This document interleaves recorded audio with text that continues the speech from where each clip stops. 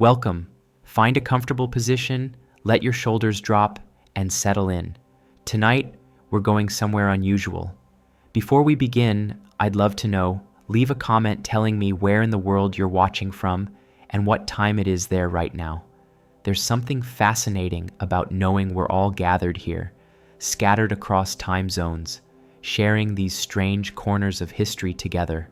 Forget about the clock. Forget about tomorrow's obligations. For the next while, there's nowhere you need to be, nothing you need to remember. We're simply going to wander through 50 moments in human history that defy easy explanation. Events so peculiar that if they appeared in fiction, you'd dismiss them as implausible, yet they happened. They're documented, they're real. Some of these stories will make you question what you thought you knew about the past.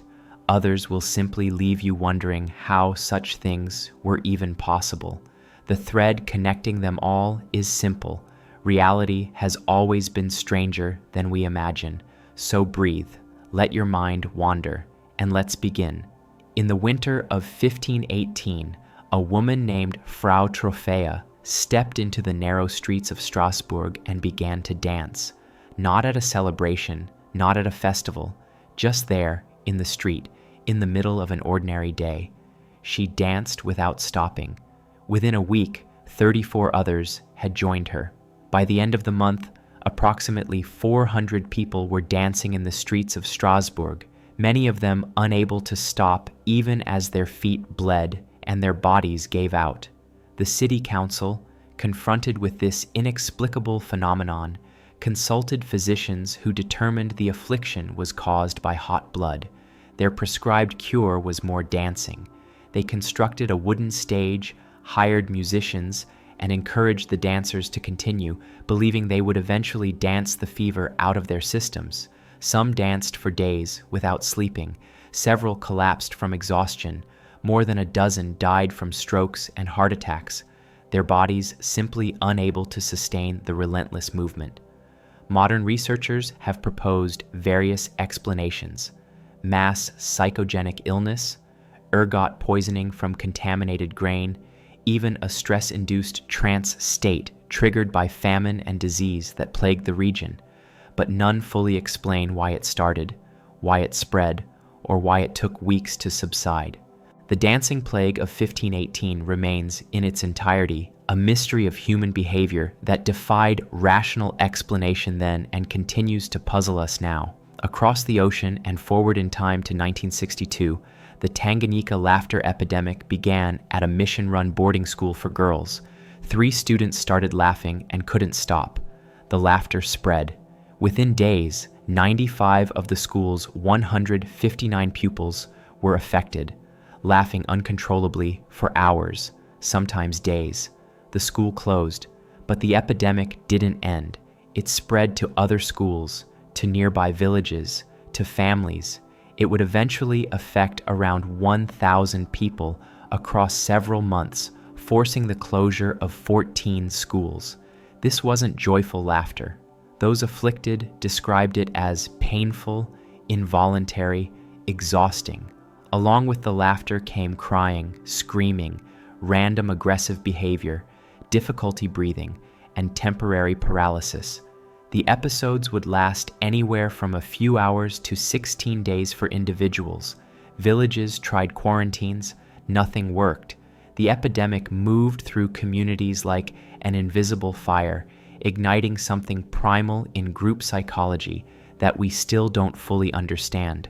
By the time it ended in June of 1963, it had disrupted an entire region, leaving researchers with documented evidence of mass psychogenic illness on a scale rarely witnessed before or since. In the Australian outback in 1932, the government declared war, not against a nation, but against birds. 20,000 emus had descended on farming areas in Western Australia following a particularly wet season and a drought that drove them to seek food.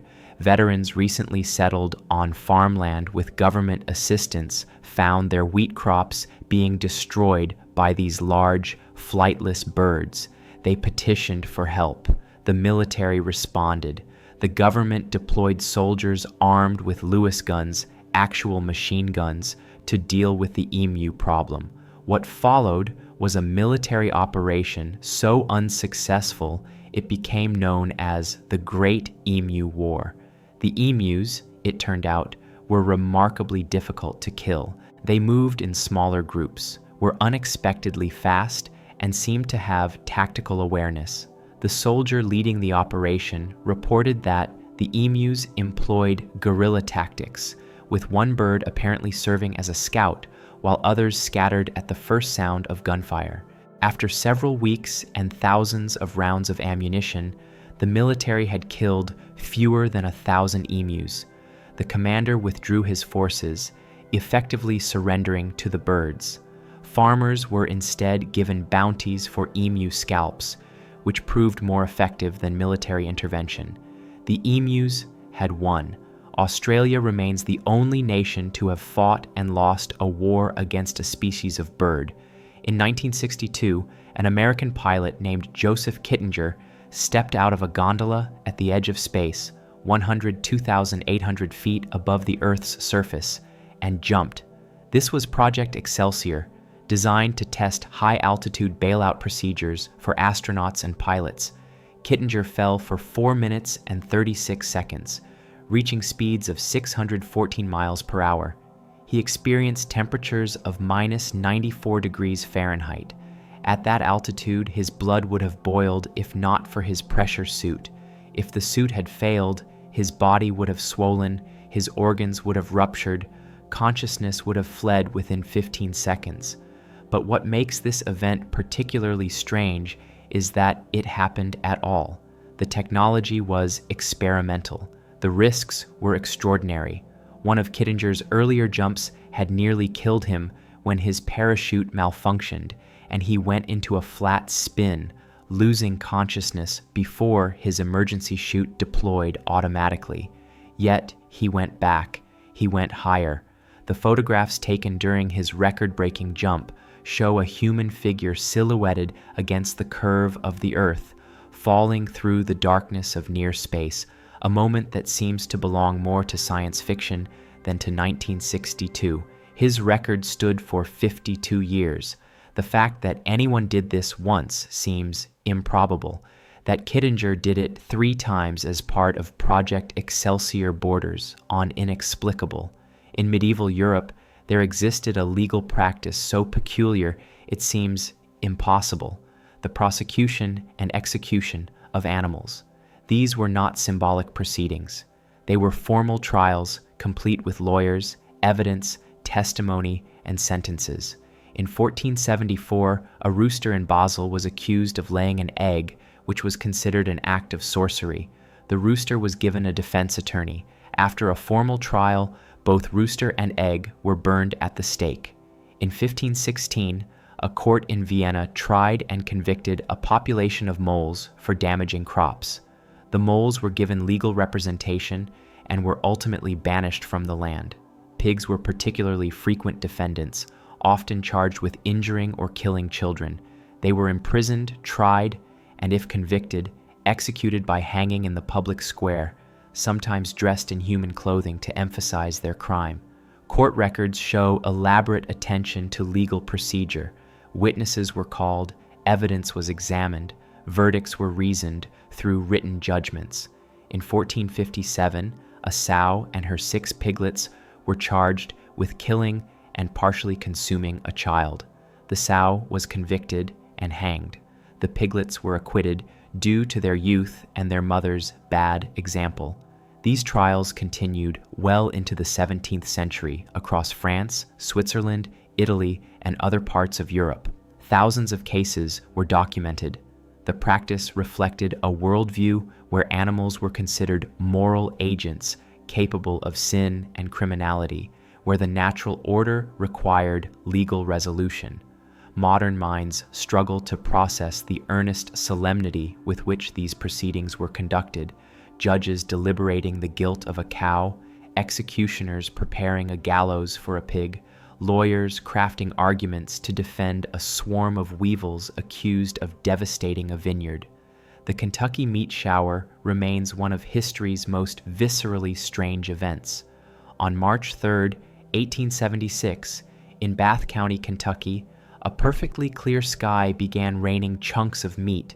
The phenomenon lasted several minutes, covering an area approximately 100 yards long and 50 yards wide. The meat fell in flakes and pieces, some as large as 4 inches square. Residents who witnessed it described the meat as fresh, resembling mutton or venison. Several people, demonstrating either scientific curiosity or remarkable boldness, tasted the meat. They reported it seemed like mutton. Samples were sent to scientific institutions for analysis. Different experts reached different conclusions. Some said it was lung tissue from either a horse or a human infant. Others identified it as muscle tissue. Still others found cartilage consistent with a large animal. One analysis suggested it might be nostoc, a type of cyanobacteria that can appear meat-like when rehydrated, but this explanation satisfied few people who had seen the actual event. The most widely accepted theory involves vultures. These birds, when startled or needing to flee quickly, will often regurgitate their recent meals to reduce weight. A flock of vultures, having fed on a dead animal, flying over Bath County and simultaneously vomiting their stomach contents into the air, could theoretically create a meat shower. But this explanation, while plausible, was never proven. No one observed the vultures. The meat's exact origin was never definitively established. To this day, samples preserved from the Kentucky meat shower remain in collections, physical evidence of an event that seems to belong more to biblical plague than to 19th century America. In 1932, during the Great Depression, the infant son of Charles Lindbergh, America's most famous aviator, was taken from his crib on the second floor of the family's home in New Jersey. A ransom note demanding $50,000 was found on the windowsill. What followed was called the crime of the century, but the strange elements of the case go beyond the kidnapping itself. The kidnapper communicated through a series of ransom notes, each marked with an unusual symbol. 2 interlocking circles colored blue and red, with 3 holes punched through them. The handwriting was distinctly Germanic, with unusual spellings and phrasing. A go-between was established, a 72-year-old school principal named John Condon, who conducted negotiations through newspaper advertisements. Condon met with a man calling himself John in a Bronx cemetery where he handed over $50,000 in marked bills. The man promised the child would be returned.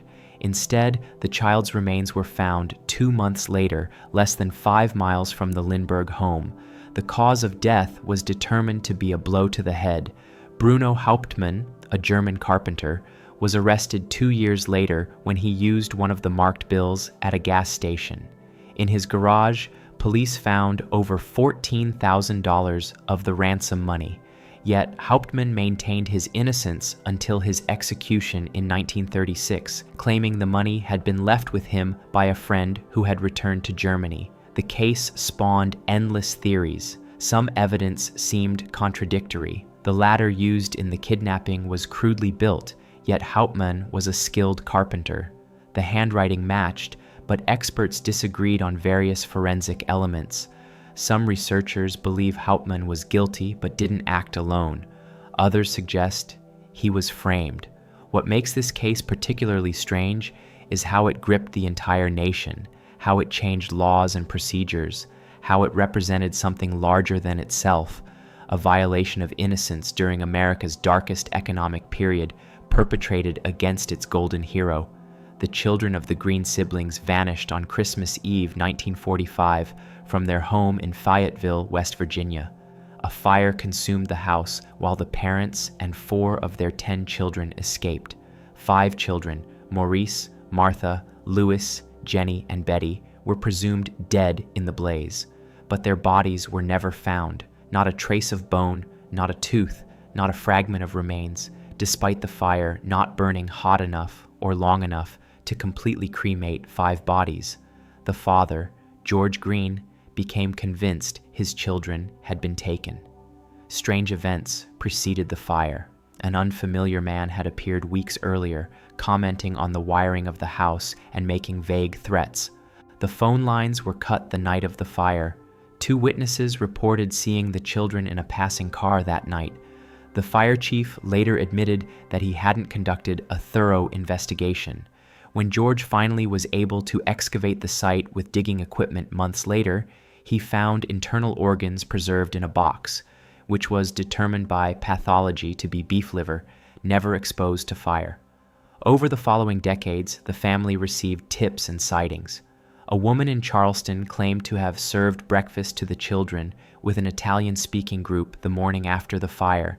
In 1968, a photograph arrived in the mail, a photo of a young man who resembled Lewis, with a note on the back implying he was still alive. The family hired private investigators, put up a billboard with the children's photos that remained standing for decades, and never stopped searching. No definitive answer ever emerged. The children were never found, alive or dead. The family went to their graves believing the children had been taken, possibly related to George's vocal criticism of Mussolini before and during the war, possibly random, possibly something else entirely. The house site remains, marked now by a memorial. 5 children vanished from existence, leaving behind only questions and a family's unending grief. The WOW signal arrived at 11:16 p.m. on August 15, 1977, detected by the Big Ear radio telescope at Ohio State University. For 72 seconds, the telescope received a powerful narrow-band radio signal, apparently originating from somewhere in the direction of the constellation Sagittarius.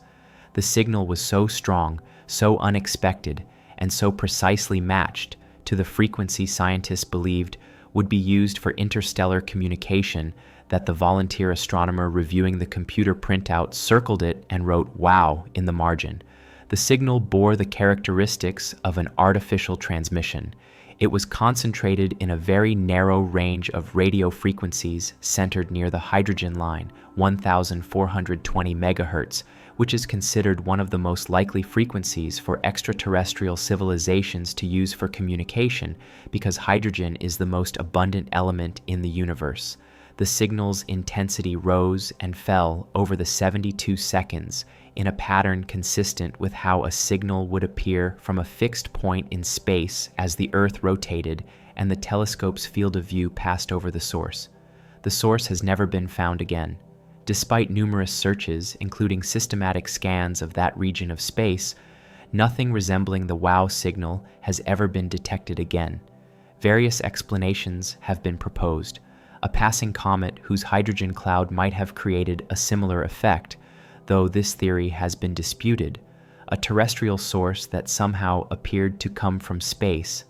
An intermittent natural astronomical phenomenon we don't yet understand. But the simplest explanation, that it was exactly what it appeared to be, a brief transmission from an intelligent source, remains possible. The signal sits in our scientific record, unexplained, unrepeated, a single moment when something reached out across the cosmos and touched us, then fell silent forever. In 1911, a small town in Kentucky became the center of an event that baffled not just the community, but scientists who came to investigate. For 3 days, flakes of what appeared to be meat fell from the sky over the Rankin farm, covering everything in a radius of several hundred feet. Except this wasn't Kentucky's only meat shower, and this version contained an additional element. The flakes glowed in the dark. Samples were collected and analyzed by multiple laboratories. The material was determined to be organic, consisting of what appeared to be adipose tissue and muscle fibers from an unknown source. But the bioluminescence added a layer that no one could adequately explain. The material would glow for several hours after dark, emitting a pale greenish light. Within a week, the material had decomposed completely, leaving no lasting samples for further study. Theories ranged from the mundane to the bizarre. Some suggested it was regurgitated material from vultures, though this didn't explain the luminescence. Others proposed it might be some form of unusual bacteria or fungi, though no known organism matched the characteristics. A few suggested meteorological phenomena, that somehow organic material had been drawn up into the atmosphere, altered by conditions at high altitude, and deposited by unusual wind patterns. The truth was never established. The Rankin family kept detailed records and photographs, but within their lifetimes, most scientists dismissed the event as either a hoax or mass delusion. Yet the samples had been independently verified by multiple laboratories. The witnesses included not just family members, but neighbors, a local doctor, and a professor from a nearby college. Something fell from the sky that night, something organic, something bioluminescent, something that shouldn't have existed, and then it was gone. The Tunguska event of 1908 devastated 800 square miles of Siberian forest. At 7:17 a.m. on June 30th, a massive explosion occurred above the Podkamenaya Tunguska River. The blast was estimated to be 1,000 times more powerful than the atomic bomb dropped on Hiroshima. It flattened approximately 80 million trees in a radial pattern from the epicenter. Witnesses hundreds of miles away saw a column of blue light shooting into the sky. The shock wave circled the Earth twice, detected by seismographs across Europe and Asia. For days afterward, night skies glowed across Europe and Western Asia, bright enough to read newspapers at midnight in London. The atmospheric pressure wave from the explosion was detected as far away as Britain.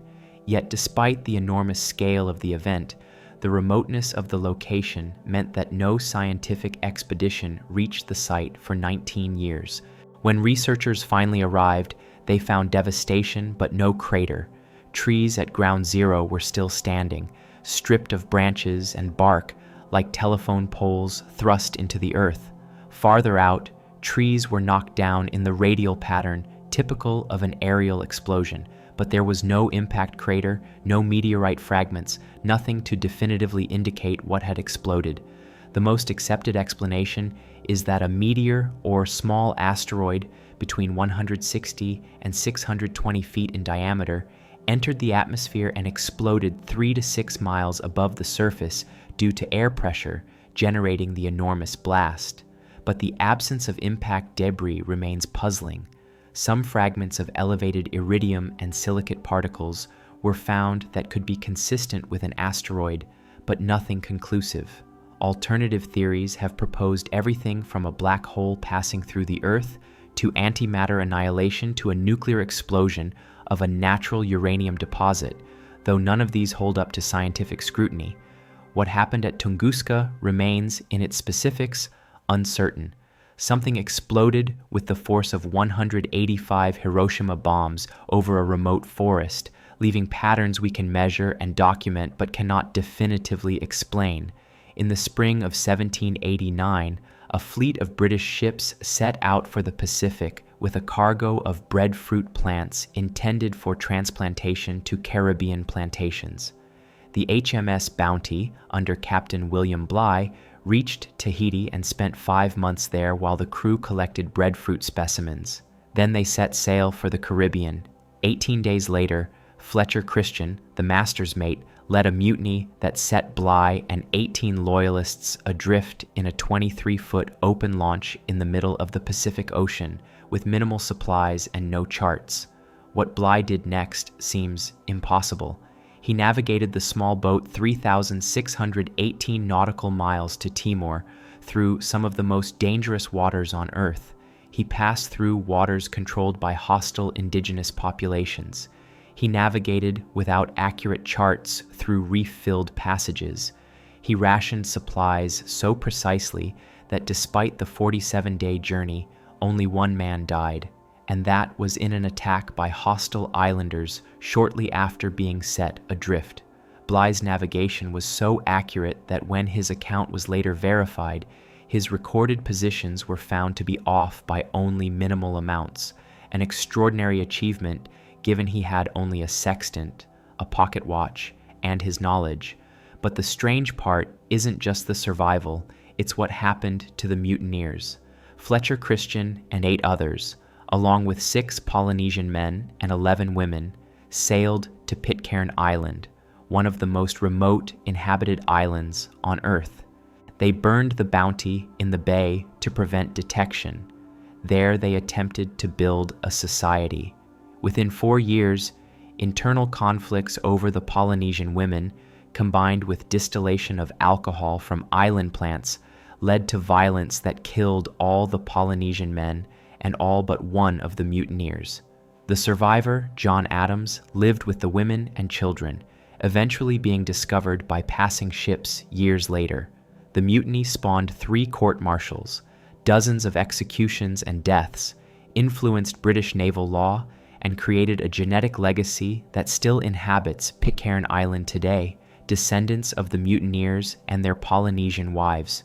The entire event, from mutiny to survival to the bloody aftermath, feels like fiction, yet every element has been documented and verified. In 1518, Venice experienced something that would seem absurd if not for the meticulous records kept by the city's council and merchants. The city's glass mirrors began exploding, not one or two, hundreds of them, across the entire city, shattering spontaneously without apparent cause. Mirrors were immensely valuable in Renaissance Venice, manufactured using secret techniques guarded by guilds. Each broken mirror represented significant financial loss. The Council of Ten, Venice's governing body, launched an investigation. Theories circulated: sabotage by rival cities, sorcery, divine judgment, a new disease affecting glass. Mirror makers examined their techniques, wondering if a batch of materials had been contaminated. The explosive shattering continued for 3 weeks, then stopped as suddenly as it had begun. The total count of destroyed mirrors numbered in the thousands. Modern analysis suggests a possible explanation: unusual atmospheric conditions combined with the specific composition of Venetian mirrors of that era. The mirrors were backed with a mercury tin amalgam, and the glass itself contained specific trace elements. If atmospheric pressure and temperature fluctuated in particular ways, thermal stress combined with the properties of the backing material could potentially cause spontaneous fracturing. But this explanation is speculative. We can't recreate the exact conditions to test it. What we do know is that Venetian mirror makers modified their techniques following the incident, changing the composition of both the glass and the backing materials. Whether this was precautionary or based on understanding cause and effect remains unclear. The event was recorded by multiple independent sources, including foreign merchants present in Venice, so its occurrence is not in doubt. For 3 weeks in 1518, mirrors exploded across Venice, and no one could definitively explain why. The Mary Celeste was found adrift in the Atlantic Ocean on December 4th, 1872, by the crew of the Dei Grazia. The ship was seaworthy, under partial sail, still loaded with its cargo of denatured alcohol. The crew's personal belongings were still in their cabins. Food and water supplies were adequate. The ship's boat was missing, as was the ship's navigation equipment, but there was no indication of struggle, violence, or emergency that would explain why Captain Benjamin Briggs, his wife, their 2-year-old daughter, and the crew of 7 had apparently abandoned a sound ship in the middle of the ocean. The last entry in the ship's log was dated November 25th, 9 days before the ship was found. It reported the ship's position and noted they had sighted an island. Nothing in the log suggested problems or danger. The cargo was intact, 1,701 barrels of commercial alcohol properly secured. The pump well contained several feet of water, but not enough to suggest the ship was sinking. One of the hatches had been removed and was found upside down on deck. The ship's sword was found, apparently blood-stained, though later analysis suggested it was rust. Theories proliferated wildly. Some suggested waterspouts had frightened the crew into abandoning ship. Others proposed fumes from the alcohol cargo might have caused an explosion scare, though no evidence of fire or explosion was found. Pirates were ruled out. The cargo was untouched, and valuable items remained aboard. The explanation that gained most credibility involves the alcohol cargo. Barrels may have leaked, creating explosive fumes in the hold. Opening the hatch might have convinced the crew the ship was about to explode, prompting them to abandon ship in the boat, possibly with a rope attaching them to the Mary Celeste. If the rope broke, they would have been left adrift, while the ship, which never actually exploded, sailed on without them. But this, like all theories, is speculation. The boat was never found. The crew was never found. The Mary Celeste sailed without crew into maritime legend, a ghost ship that was less supernatural mystery than unsolved tragedy. In 1628, the Swedish warship Vasa sank in Stockholm harbor on its maiden voyage. The ship hadn't even left the harbor. It had sailed barely 1,300 yards when a gust of wind caused it to heel over. Water poured in through the open gun ports on the lower deck. The ship sank in 105 feet of water, taking approximately 30 people down with it. The Vasa was supposed to be the pride of the Swedish Navy, a massive warship with 64 bronze cannons arranged on 2 gun decks, elaborately decorated with hundreds of gilded and painted sculptures. The king himself had specified requirements that pushed the ship's design beyond stable parameters. The ship's captain had demonstrated to officials before launch that the ship was dangerously top-heavy by having men run from side to side on deck, causing alarming rolls. But the launch proceeded anyway because the king wanted his warship. What makes this event particularly strange is what happened next. The Vasa sat in Stockholm harbor, perfectly preserved in the cold, brackish water, for 333 years. In 1961, Swedish engineers accomplished something unprecedented. They raised the entire intact warship from the bottom of the harbor. The cold water and lack of wood-boring organisms had preserved it almost perfectly. The sculptures were still there, paint still visible. Personal belongings of the crew were intact. Even the skeletons of victims remained in the wreck. The Vasa now sits in a museum built specifically to house it, the only intact 17th century warship in the world. Visitors can see exactly what a warship of that era looked like, down to the smallest details, because of a design flaw and a king's impatience. The ship that failed spectacularly in 1628 became, through preservation and recovery, one of the most important archaeological finds in maritime history. The Great Stink of London in 1858 brought the functioning of the world's largest city to a near halt. The Thames had become an open sewer, receiving the waste of more than 2 million people directly into its waters. During the hot summer of 1858, the smell became so overwhelming that Parliament couldn't function. Curtains soaked in chloride of lime were hung in the Houses of Parliament to mask the odor. Members of Parliament fled. Committees were abandoned. The government nearly relocated outside London. What's remarkable is that London had been tolerating this for years, but 1858 was particularly hot, and the Thames was particularly low, concentrating the sewage and magnifying the problem. The smell wasn't just unpleasant. People vomited in the streets. The river appeared to boil with the gases produced by decomposition. Proposals to solve London's sewage problem had been debated for years, but the crisis had never been urgent enough to override cost concerns and engineering challenges. The Great Stink changed everything. Within 18 days of the crisis reaching its peak, Parliament authorized engineer Joseph Bazalgette to build a comprehensive sewer system for London. His design was revolutionary: 82 miles of main sewers, 1,100 miles of street sewers, capable of handling the waste of 4 million people, a population London hadn't yet reached. The system redirected sewage away from the Thames, used gravity and pumping stations to move waste to treatment facilities downstream, and was built to such exacting standards that much of it is still in use today. The irony is that Bazalgette designed the system based on the miasma theory, the belief that diseases were spread by bad air and smell. We now know that cholera and other waterborne diseases are spread through contaminated water, not foul air, but by eliminating sewage from London's water supply, Bazalgette's sewers ended cholera outbreaks in the city, even though he didn't understand the actual mechanism of disease transmission. He built the right solution for the wrong reason, and in doing so, saved countless lives.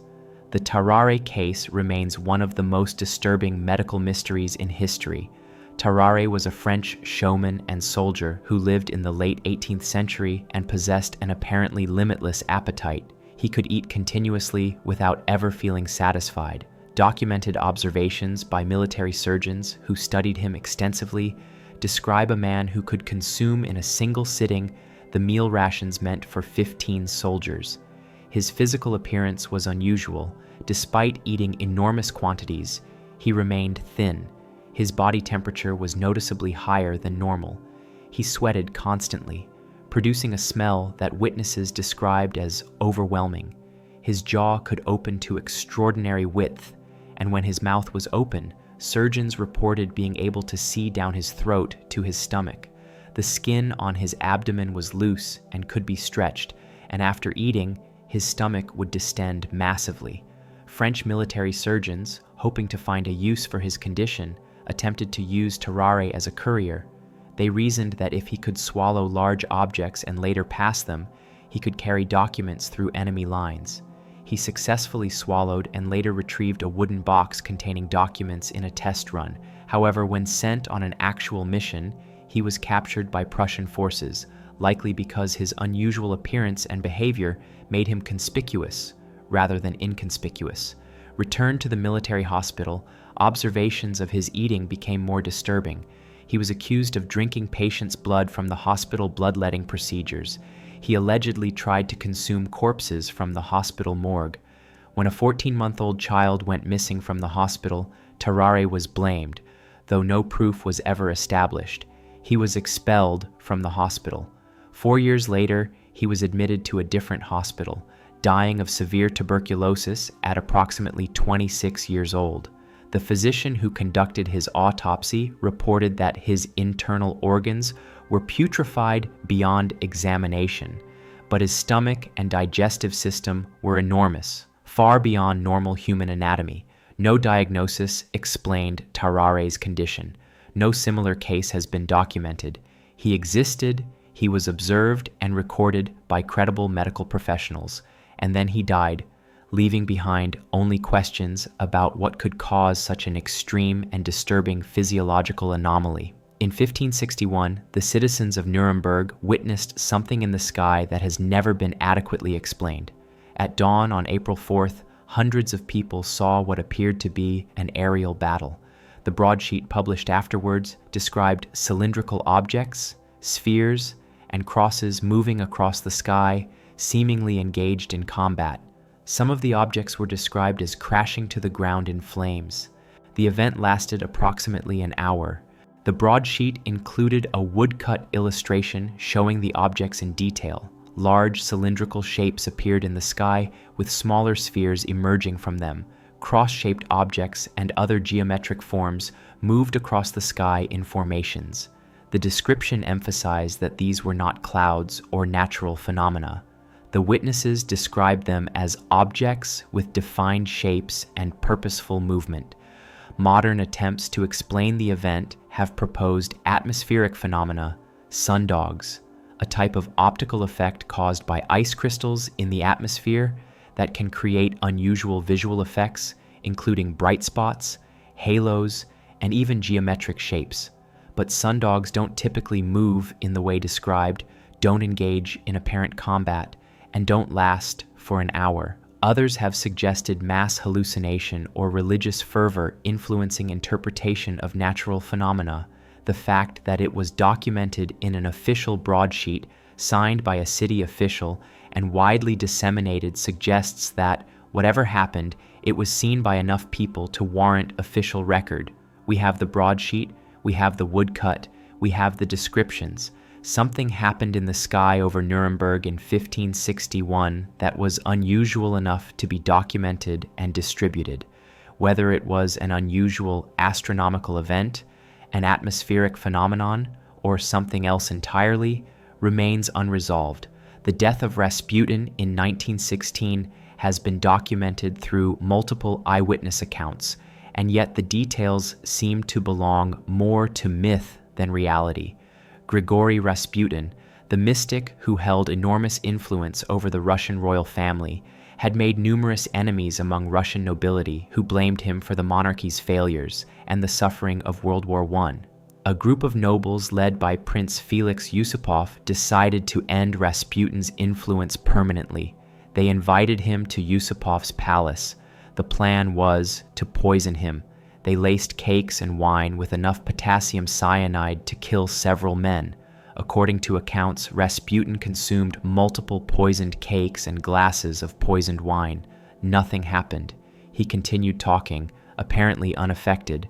Growing desperate, Yusupov shot Rasputin in the chest at close range. Rasputin fell. The conspirators examined him and believed him dead. They left him lying on the floor while they went to dispose of his belongings. When Yusupov returned alone to check the body, Rasputin suddenly lunged at him, grabbing him by the throat. Rasputin made it outside into the courtyard, crawling toward the gate. Another conspirator shot him twice more in the back. He fell again. They beat him with a rubber club, then bound him and wrapped him in a cloth. They drove his body to a bridge and dropped it through a hole in the ice into the freezing Neva River. When the body was recovered days later, an autopsy revealed water in his lungs, suggesting he was still alive when he entered the freezing water and ultimately died from drowning and hypothermia, not from the poison, not from the gunshots, not from the beating. Modern analysis has questioned parts of this account. Some historians suggest the poison might have been degraded, or that the sugar in the cakes might have inhibited the cyanide's effectiveness. Others question whether cyanide was actually used, or if that detail was embellished. But medical records from the autopsy are consistent with death by drowning and physical evidence.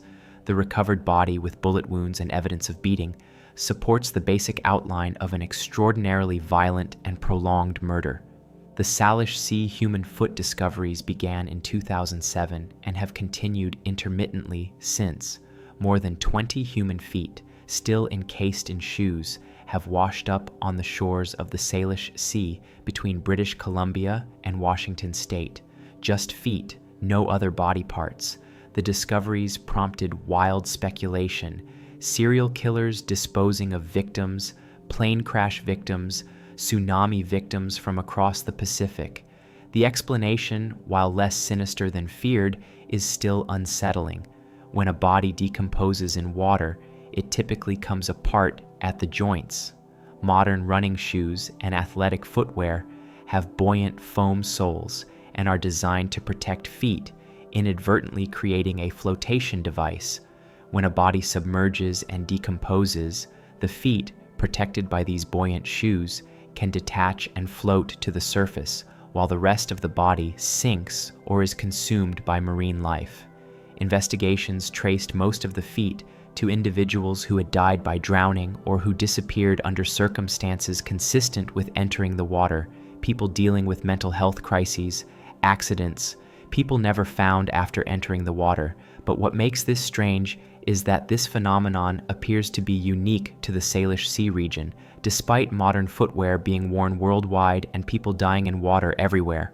Some researchers suggest the unique currents and tidal patterns of the Salish Sea, combined with its specific marine ecosystem, create conditions particularly conducive to this type of recovery. The shoes protect the feet from immediate scavenging, and the currents eventually bring them to shore.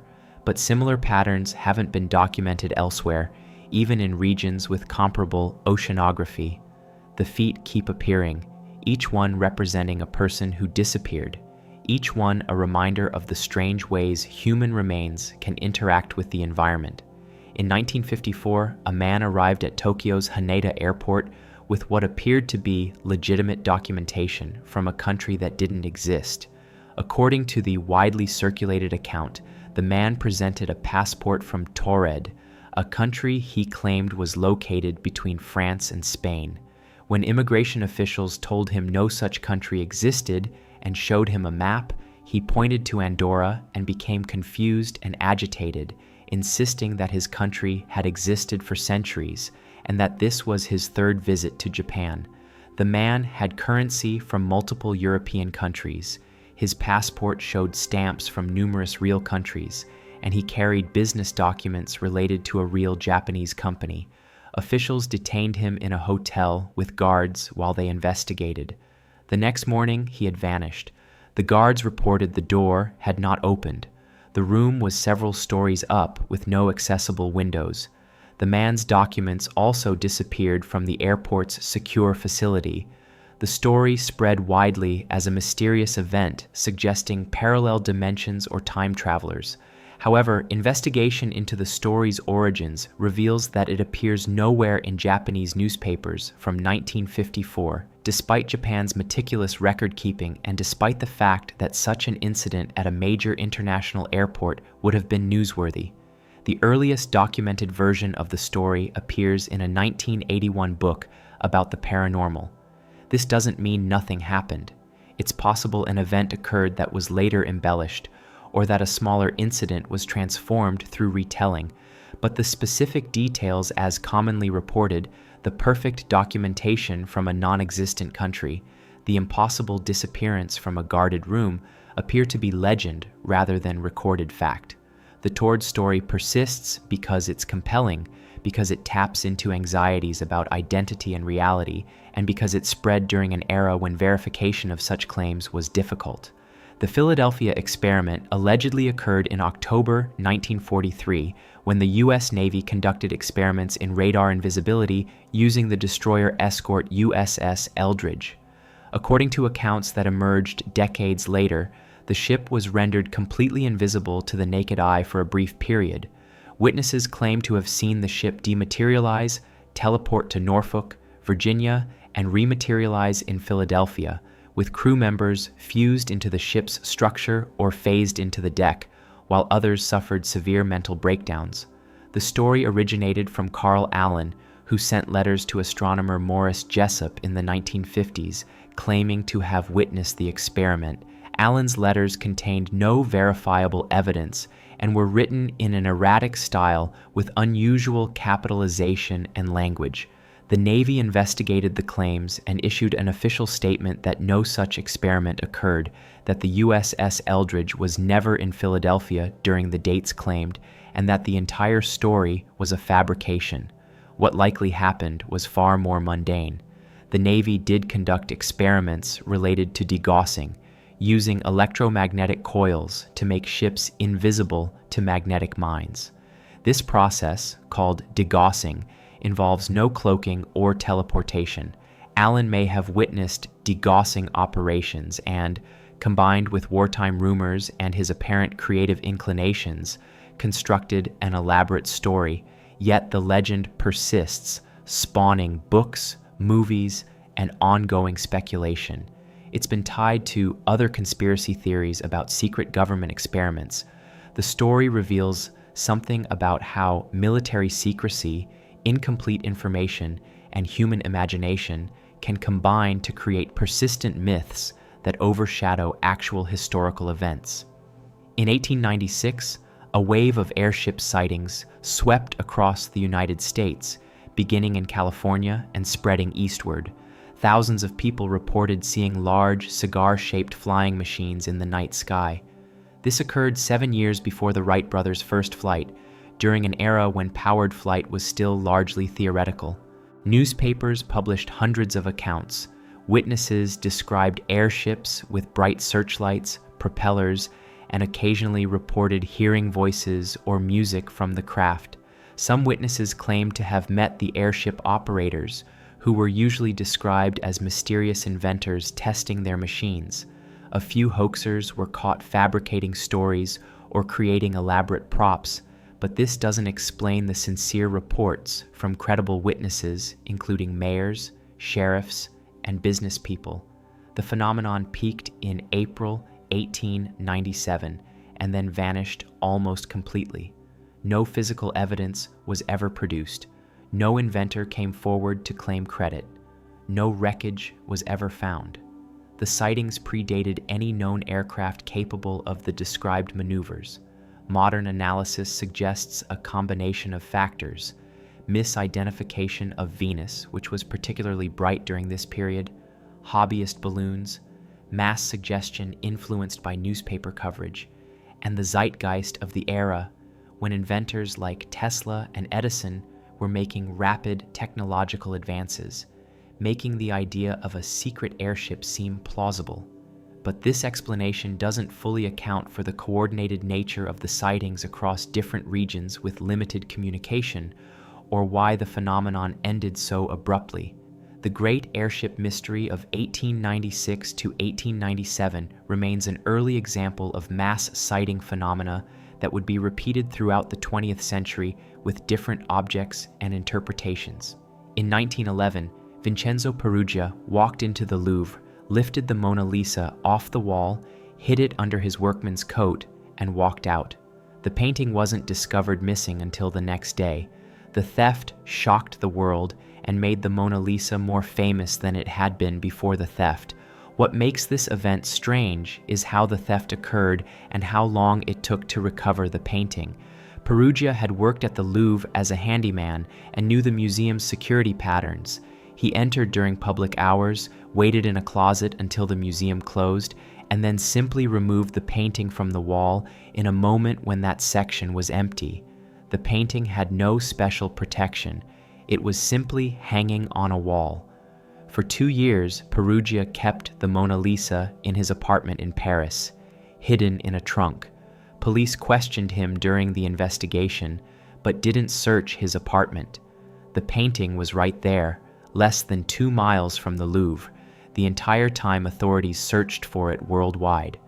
Peruggia finally decided to return the painting to Italy, believing it belonged in its country of origin. He traveled to Florence and contacted an art dealer offering to sell the painting. The dealer examined it, confirmed it was genuine, contacted authorities, and Peruggia was arrested. He served only 7 months in prison, becoming something of a hero in Italy for attempting to repatriate what he believed was stolen Italian heritage. The theft made the Mona Lisa the most famous painting in the world. Before the theft, it was simply one important painting among many. After its recovery, crowds swarmed to see it. The theft transformed it into an icon. Peruggia had accomplished something no amount of artistic merit or historical importance had achieved. He had made the Mona Lisa immortal by stealing it. The Bronze Age collapse around 1200 BCE saw the sudden end of multiple civilizations across the Mediterranean and Near East. Within approximately 50 years, the Mycenaean civilization in Greece collapsed, the Hittite Empire vanished, Egyptian power contracted dramatically, and numerous cities were destroyed or abandoned. Trade networks that had functioned for centuries disintegrated. Literacy disappeared from several regions for centuries. The collapse was so complete that it initiated what historians call the Greek Dark Ages, a period lasting approximately 300 years where population declined, monumental construction ceased, and much technological knowledge was lost. The scale was civilization-wide, not localized to one region or one kingdom. Evidence of the collapse is visible in archaeological records, destruction layers in multiple cities dated to the same period, administrative records that suddenly cease, burned palaces, abandoned settlements. Egyptian records mention invasions by mysterious sea peoples, groups whose origins remain debated, but who apparently contributed to the widespread destruction. What caused the collapse remains uncertain. Current theories suggest a combination of factors: climate change causing crop failures and famines, earthquakes affecting multiple regions simultaneously, internal rebellions, systems collapse where trade network disruptions cascaded into broader failures, and possibly diseases. But no single factor explains why collapse was so widespread and so simultaneous across different civilizations with different vulnerabilities. The collapse demonstrates that complex civilizations are fragile, that interconnected systems can fail catastrophically, and that recovery can take centuries. The Bronze Age collapse erased knowledge and technology that took generations to rediscover. It's a reminder that human progress is not inevitable or linear. The princes in the tower disappeared in 1483 and were never conclusively found. Edward V, the 12-year-old King of England, and his 9-year-old brother Richard were placed in the Tower of London by their uncle, the Duke of Gloucester, ostensibly for their protection before Edward's coronation. Parliament declared the boys illegitimate, and their uncle became King Richard III. The boys were seen less and less frequently at the tower. By the end of summer 1483, they had vanished entirely. The assumption at the time and since was that the boys were eliminated on Richard's orders. In 1674, workers remodeling the tower found a wooden box containing 2 small skeletons beneath a staircase. Charles II had them interred in Westminster Abbey as the princes, though no examination was done at the time. In 1933, the bones were examined by physicians who concluded they were consistent with 2 boys of the appropriate ages, though the analysis was limited by the technology available. However, multiple problems complicate this neat resolution. The bones were never definitively dated. They could be from an earlier or later period. The location where they were found was not necessarily related to the prince's apartments. Richard III had strong motivations to keep the boys alive as hostages and bargaining pieces. Other suspects had both opportunity and motive, including Henry Tudor, who would become Henry VII and who also benefited from the prince's disappearance. Modern requests to DNA test the bones have been denied by Westminster Abbey. Without scientific verification, we cannot conclusively state that the bones are those of the princes. The boys vanished, but whether they were eliminated, smuggled away, died of natural causes, or met some other fate remains, despite centuries of investigation and speculation, unresolved.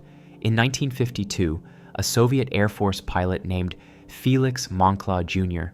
was scrambling to intercept an unidentified aircraft over Lake Superior. Ground radar was tracking both Moncla's F-89 Scorpion jet and the unknown target. Controllers watched as the 2 blips on radar merged into one, then both disappeared. Moncla, his jet, and the unidentified craft vanished. An extensive search found no wreckage, no oil slick, no debris. Lake Superior had swallowed both aircraft without leaving evidence. The official explanation was that Moncla had crashed while trying to intercept what was likely a Canadian military aircraft, though Canadian forces had no aircraft reported in that area at that time. Decades later, shipwreck hunters claimed to have found wreckage on the lake bottom consistent with Moncla's jet, but subsequent investigations found no confirmation. The lake is deep and cold, and visibility is poor, ideal conditions for objects to remain lost indefinitely. What makes this case unusual is the radar evidence showing 2 distinct objects merging. If Moncla crashed while attempting intercept, there should have been 2 objects on radar until impact, one aircraft descending, one continuing. Instead, the 2 blips merged and both disappeared simultaneously. This detail has never been adequately explained in official accounts. Moncla's body was never recovered. The other craft was never identified. The incident remains classified in Air Force records as an unexplained disappearance. Lake Superior holds its secrets well, and whatever happened that night in 1952 remains beneath its cold, dark waters. The Dyatlov Pass incident in 1959 remains one of the most analyzed and debated mysterious deaths in history. 9 experienced hikers died in the northern Ural Mountains under circumstances that have never been fully explained despite extensive investigation. The group, led by Igor Dyatlov, were all experienced ski hikers from the Ural Polytechnical Institute. They were attempting a challenging winter trek. On February 1st, 1959, they camped on the slopes of Kholat Syakhl. Something caused them to cut their way out of their tent from the inside and flee into the brutal Siberian night, some without proper clothing or shoes, in temperatures around -30 degrees. Search parties found the tent nearly a month later, still standing, cut open from within. Footprints led away from the tent down the slope. The first 2 bodies were found beneath a cedar tree, partially clothed, with severe frostbite. 3 more bodies, including Dyatlov's, were found on the slope between the tent and the cedar tree, apparently trying to return to the tent. These 5 died from hypothermia. The remaining 4 bodies weren't found until May, when snow melted. They were in a ravine about 250 feet from the cedar tree. These 4 had severe injuries, fractured skulls, broken ribs, chest trauma equivalent to a car crash, but no external wounds. 1 was missing her tongue and part of her jaw. Some of their clothing showed traces of radiation. The official investigation concluded that an unknown compelling force had caused the deaths. Various theories have been proposed. Infrasound generated by wind causing panic, military testing in the area, avalanche, paradoxical undressing and terminal burrowing associated with late-stage hypothermia, attack by indigenous peoples, psychological breakdown. Each theory has problems. The tent was found still standing with their possessions inside. If avalanche was the threat, why not take supplies when fleeing? The severe internal injuries without external wounds are difficult to explain. The missing tongue and radiation traces remain unexplained. Recent investigations have proposed that a delayed slab avalanche could explain the severe injuries and the decision to flee, though this doesn't explain all details. The case file was classified for 30 years, adding to speculation about military involvement. Whatever happened at Dyatlov Pass involved a chain of events so unusual that 60-plus years later, with extensive forensic analysis and investigation, we still cannot definitively explain what killed 9 experienced hikers. In 1561, a 3-month-old baby named Christophe was brought before a French court, charged with being a werewolf. The child had been born with a caul, a piece of amniotic membrane covering the face. In 16th century France, being born with a caul was sometimes interpreted as a mark of supernatural nature. The trial proceeded with the seriousness accorded to any criminal case. Witnesses testified. The infant's behavior was analyzed for signs of lycanthropy. The court examined the child's physical features for evidence of transformation. The prosecution argued that the caul proved the child was marked by demonic forces.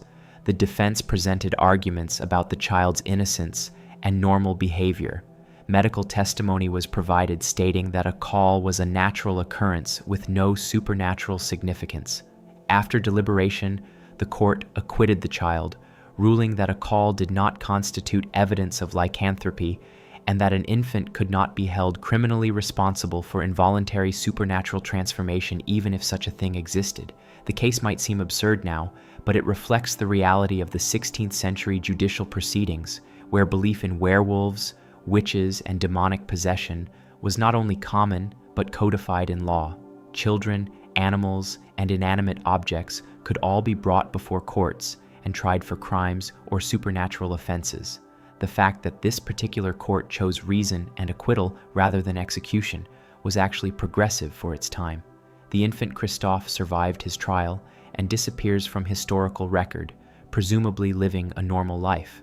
But court documents preserve this moment when a 3-month-old baby faced judicial proceedings for being a werewolf, a reminder of how radically different worldviews shaped not just belief, but legal and social institutions. The Great Molasses Flood of 1919 devastated a neighborhood in Boston in a manner so bizarre it seems fictional. On January 15th, a massive storage tank containing over 2 million gallons of molasses ruptured. The tank was 50 feet tall and 90 feet in diameter, owned by the United States Industrial Alcohol Company. When it failed, it released a wave of molasses 15 feet high, moving at approximately 35 miles per hour through the streets of Boston's North End. The wave of molasses destroyed buildings, lifted a firehouse off its foundation, bent steel girders of an elevated railway, and trapped horses, vehicles, and people. 21 people died, most from drowning in molasses or from injuries caused by debris carried by the wave. Another 150 were injured. The cleanup took weeks, requiring salt water from Boston Harbor to dissolve the molasses, and the harbor ran brown for months afterward. The physics of the disaster are counterintuitive. Molasses seems slow, viscous, almost solid, but at the volume and velocity involved, it behaved more like water, a destructive fluid wave capable of generating enormous force. The structural failure of the tank was later determined to be caused by poor construction. The company hadn't properly tested the tank, and it had been leaking since installation, with workers painting the tank brown to hide the leaks rather than repairing the structural problems. The disaster led to stricter building codes and increased engineering oversight. It also led to one of the longest legal cases in Massachusetts history, with victims and families suing the company. The case established important legal precedents about corporate responsibility for structural safety, but the image of a wave of molasses traveling through city streets, destroying buildings and killing people, remains one of the most surreal disasters in American history. Residents claimed for decades that on hot summer days, the neighborhood still smelled faintly of molasses, though whether this was real or psychological remains debated. In 1971, a man using the name Dan Cooper hijacked Northwest Orient Airlines Flight 305. He handed a note to a flight attendant claiming he had a bomb. He demanded $200,000, 4 parachutes, and a fuel truck ready in Seattle. The plane landed, his demands were met, and he released all passengers. He ordered the plane to take off again, destination Mexico City, but required specific flight parameters: low altitude, slow speed, flaps lowered. Somewhere over Washington state, Cooper jumped from the rear stairway of the Boeing 727 with the money strapped to him. He disappeared into a rainy November night. No parachute was found. No body was recovered. In 1980, a child found $5,800 of the ransom money on a beach along the Columbia River, partially decomposed and buried in sand. That's the only trace of Cooper or the money ever found. The Cooper case spawned the largest manhunt in FB1 history. Over 800 suspects were investigated, none matched. The FBI initially believed Cooper couldn't have survived. The weather was terrible. The terrain was forested wilderness. He jumped at night without knowing exactly where he was, and the parachute he used was a training chute not intended for actual jumping. But without a body or parachute, they couldn't prove he died. Theories proliferated. Some believed Cooper was an experienced parachutist and survivalist who planned meticulously.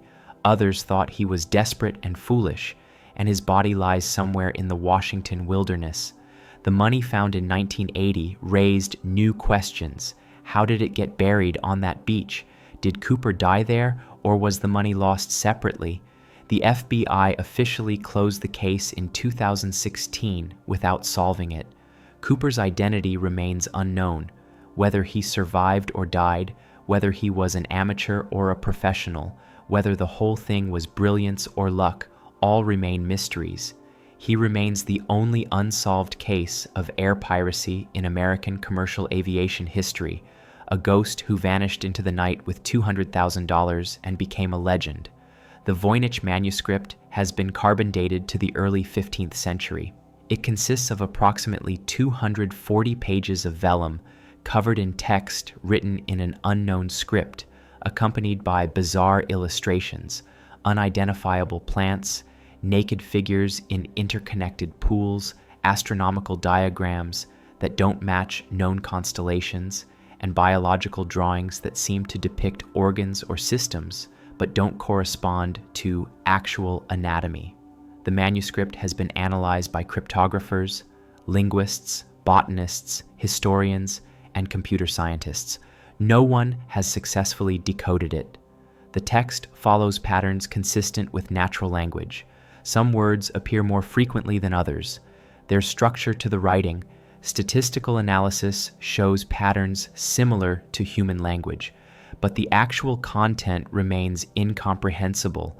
Some believe it's an elaborate hoax created to deceive Emperor Rudolph II, who reportedly purchased it in the early 1600s for a substantial sum. But the cost and effort required to create such an elaborate document as a hoax seems excessive, and carbon dating confirms the vellum is from the early 15th century, well before Rudolph's purchase. Others propose it's an unknown constructed language, a code using a known language with substitution cipher, or writings in a lost or undocumented language. The botanical illustrations show plants that don't exist or are so heavily stylized as to be unrecognizable. The astronomical drawings include circular diagrams with words and symbols that don't correspond to any known astronomical tradition. The biological section appears to show networks of vessels or tubes connecting chambers, but what they represent is unknown. The manuscript passed through various collections over centuries. It's now held by Yale University's Beinecke Rare Book and Manuscript Library. Digital scans are available online, inviting anyone to attempt decryption. Despite modern computational analysis, despite centuries of attempts, the Voynich manuscript remains unread. It exists, it has substance and history, but what it says, if it says anything at all, remains one of history's most enduring mysteries. In 1954, the USS Nautilus became the world's first operational nuclear-powered submarine. But what makes its maiden voyage strange is what happened during sea trials. The submarine was conducting deep dive tests when instruments began showing impossible readings. Sonar detected objects keeping pace with the submarine at depths and speeds that shouldn't be possible for any known marine life or technology. The crew reported that whatever was tracking them maintained exact distance and speed, matching the submarine's maneuvers. When the Nautilus changed depth or speed, the objects matched immediately. This continued for hours during the test dive. Eventually, the objects disappeared as suddenly as they had appeared. The incident was classified. Official records were sanitized, but crew members later spoke about the event in interviews, describing their confusion and unease at being tracked by something that behaved intelligently, but wasn't any known technology from any nation. The Navy never publicly explained what was detected that day. Various explanations have been proposed. Advanced Soviet submarines, though the USSR had no technology capable of those depths or speeds in 1954. Unusual acoustic properties causing sonar to misinterpret echoes from the submarine itself. Unknown marine life that somehow generated the sonar signatures. But crew accounts emphasize that the objects appeared as distinct targets, not echoes or ambiguous readings. The Nautilus incident is one of numerous underwater encounters reported by submarine crews over decades. Most remain classified. The few that have been discussed publicly describe similar patterns. Objects detected at impossible depths, matching submarine movements precisely, then vanishing. Whether these represent unknown natural phenomena, secret technology, or something else entirely, remains unclear. The ocean below a few thousand feet remains less explored than the surface of Mars, and what exists in those depths continues to surprise us. In 1976, a group of scientists working at the WOW signal project detected something that remains unexplained, not the WOW signal itself, but a follow-up event. 3 weeks after the original WOW signal, the Big Ear telescope detected a second signal, weaker but with similar characteristics, from a different region of the sky. This second signal lasted approximately 30 seconds. It appeared on a frequency slightly offset from the first signal, but still within the hydrogen line range considered optimal for interstellar communication. The signal was logged, data was recorded, but it received far less attention than the original WOW signal because it was less powerful and shorter in duration. What makes this interesting is that two signals, separated by 3 weeks from different regions of the sky, both showing characteristics consistent with artificial transmission, suggests either remarkable coincidence or something more intriguing. If both were natural phenomena, what natural process creates such specific narrowband signals from different cosmic sources within weeks of each other? If they were artificial, why different locations? Why no follow-up? The second signal is rarely discussed because it complicates the narrative. One anomalous signal can be explained as a fluke. Two become a pattern. The data exists in the Big Ear archives, but it hasn't received the same level of analysis or public attention. Most people who know about the wow signal don't know a second signal was detected. Whether these signals were related, whether they were truly artificial, whether they represent some astronomical phenomenon we don't yet understand, remains unknown. But somewhere in those archives is data showing that 3 weeks after the most famous unexplained radio signal in history, something similar happened again from a different direction in space. The singing sands phenomenon occurs in approximately 50 locations worldwide, deserts and beaches where the sand, under specific conditions, produces musical sounds. The sound can range from a low hum to a loud roar, sometimes lasting for minutes, sometimes sounding almost like musical notes. Marco Polo described singing sands in the Gobi Desert, attributing the sounds to evil desert spirits. Charles Darwin wrote about musical sand on a beach in Chile. The phenomenon has been documented across centuries and continents, yet it remains only partially explained.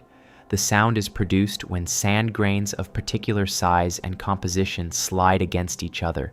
The grains must be round, well polished, contain a specific mineral composition, usually quartz, and be dry. When these conditions exist and the sand moves, either by wind, by human footsteps, or by natural settling, the grains vibrate at frequencies that produce sound. The exact mechanism remains debated, but current theories involve synchronized vibration of many grains creating acoustic resonance. What makes this strange is how specific the conditions must be. Most sand doesn't sing. The sand must have exactly the right characteristics, the right moisture level, the right temperature. The fact that it happens at all, that you can walk across certain beaches or dunes and the ground itself produces musical tones, feels like it shouldn't be real, yet it is, documented across cultures and centuries, a geological oddity that seems almost magical. Some singing sands have fallen silent over time as their composition changed through weathering or contamination. Others remain active. You can visit them, walk on them, hear them sing. It's an accessible mystery, one you can experience firsthand. Proof that even in familiar environments like sand dunes and beaches, the world holds phenomena that surprise us. In 1908, exactly 6 months after the Tunguska event, a similar but smaller explosion occurred above the Mediterranean Sea. The event was witnessed by ship crews in the eastern Mediterranean, who reported a bright fireball descending toward the sea, followed by a massive explosion and shockwave that rocked vessels and was felt on shore in multiple countries. Italian seismographs recorded the event. Atmospheric pressure changes were detected across southern Europe. Yet this event is almost unknown compared to Tunguska, despite occurring over a populated sea with multiple witnesses during an era of better documentation and communication than remote Siberia. The lack of physical evidence is similar to Tunguska. No crater, no recovered fragments, no lasting traces beyond the seismographic and eyewitness records. The event was attributed to a meteor, but its size and impact were never fully assessed. Contemporary newspaper accounts exist, scientific observations were recorded, yet the event largely faded from historical memory, overshadowed by Tunguska and by the rapidly approaching First World War. What's strange is not just that two apparently similar events occurred in the same year, but that one became famous while the other was essentially forgotten despite better documentation and more witnesses. The Mediterranean event demonstrates how historical memory is selective, how events can be recorded, observed, and then simply fade because they don't capture ongoing attention. If the Mediterranean explosion had occurred over land instead of water, it might be as famous as Tunguska. Instead, it's a footnote, occasionally mentioned in academic papers about meteor impacts, but largely unknown to the general public. The event happened, the evidence exists, and yet it has been lost to broader historical consciousness. In 1891, construction workers in Illinois discovered a woman's grave that shouldn't have existed.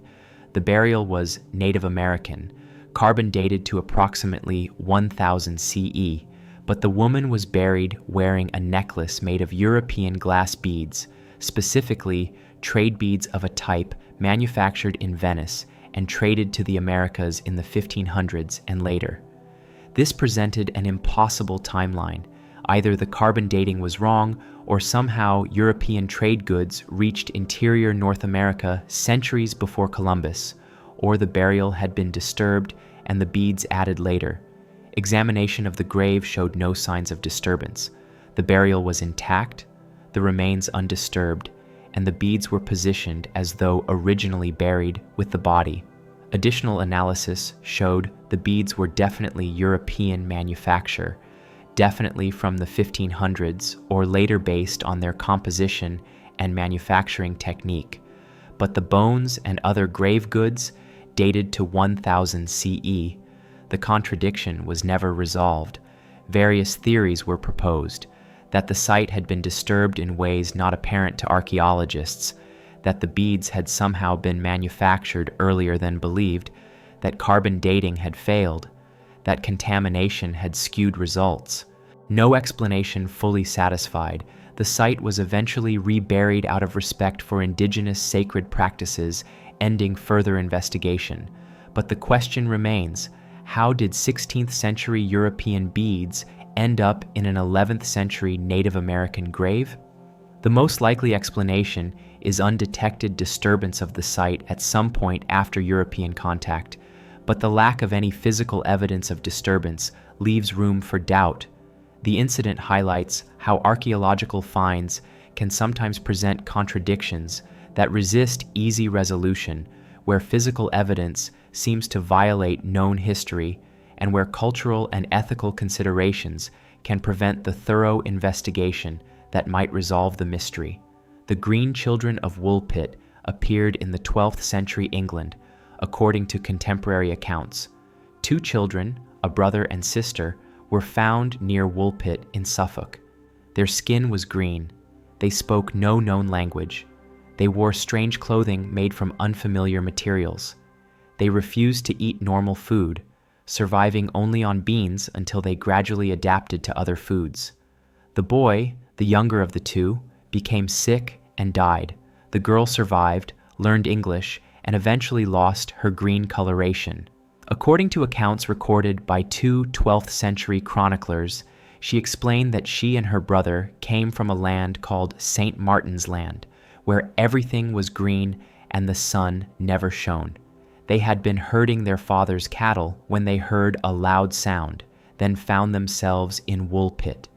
Historians have proposed various explanations. The children might have been Flemish immigrants whose language the English villagers didn't recognize, malnourished to the point where their skin took on a greenish cast, perhaps from hypochromic anemia. The story of the underground land might have been a confused attempt to describe their place of origin, filtered through language barriers and childhood trauma, but this explanation has problems. The chroniclers describe the children's color as genuinely green, not merely sallow or pale. The clothing is described as made from materials that couldn't be identified. The story persisted through contemporary accounts and later retellings with remarkable consistency. Whether the Green Children were real people whose story was embellished, whether they were entirely legendary, or whether something stranger occurred, remains debated. The accounts were written by credible chroniclers who documented other historical events accurately. The story wasn't unique. Similar tales of strange children appearing existed in other cultures. But in this case, we have specific names, specific locations, and specific contemporary records that claim this genuinely happened. The Hook Island sea monster photograph was taken in 1964 by Robert Leserec off the coast of Queensland, Australia. The photograph shows what appears to be an enormous snake-like creature on the seafloor in shallow water. The creature is estimated at 70 to 80 feet long, with a tadpole-like head and a body that tapers toward the tail. Le Sirec and his family approached the creature in their boat. He entered the water and photographed it from closer range. The creature appeared dead or resting. As Le Sirec approached more closely, the creature reportedly opened its mouth, causing Le Sirec to retreat. When they returned moments later, the creature had vanished. The photographs were published in magazines worldwide. Skeptics immediately suggested it was a hoax, a fabric construction, possibly a tarpaulin weighted down and photographed to look like a creature. But Le Sirec and his family maintained the photographs were genuine throughout their lives. Analysis of the photographs shows that if it was a hoax, it was elaborate and well executed. The creature appears three-dimensional, with shading and details consistent with a real object underwater. The scale, relative to the boat and divers, appears consistent across multiple photographs. If it was fabric, it was a very large piece, in shallow water off a public beach, yet no one else reported seeing it or finding any remains of a hoax construction afterward. Various theories proposed the creature was a large plastic tarp, a school of fish photographed in a way that made them appear as one large organism, or a dead whale shark in an advanced state of decomposition that altered its appearance. But none of these fully explain the photographs, particularly the detail visible in close-up shots. The Hook Island monster remains in that category of evidence that's neither definitively proven nor definitively debunked. The photographs exist. They show something large in shallow water. Whether that something was an unknown creature, an elaborate hoax, or a misidentified known animal remains, decades later, unresolved. In 1943, Soviet mountain climbers discovered a glacier in the Caucasus Mountains that appeared to be bleeding. Red liquid seeped from cracks in the ice, staining the snow crimson. Local legends warned of evil spirits trapped in the glacier. The climbers collected samples and sent them for analysis. The liquid was blood. Human blood specifically, containing cells and proteins consistent with human origin. But there were no bodies visible in the glacier, no wounds or sources apparent in the ice. The blood appeared to be coming from deep within the glacier itself. Further investigation revealed that the glacier overlay the site of a medieval battlefield. In 1395, forces of Tamerlane had fought against Georgian armies in that region. Thousands had died, and bodies had been left on the battlefield, eventually buried under accumulating snow and ice. Over 6 centuries, pressure and movement within the glacier had apparently crushed and liquefied organic remains, creating pockets of preserved blood that occasionally found pathways to the surface.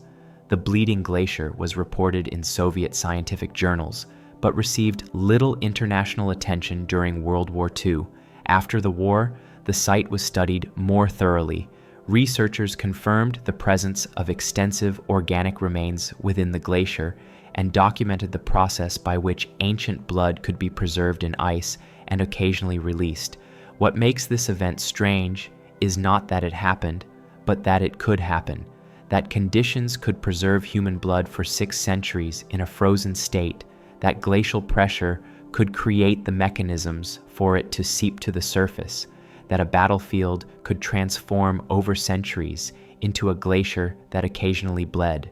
It's a reminder that the Earth holds history in strange ways, that the past isn't always safely buried, and that sometimes it literally seeps back into the present.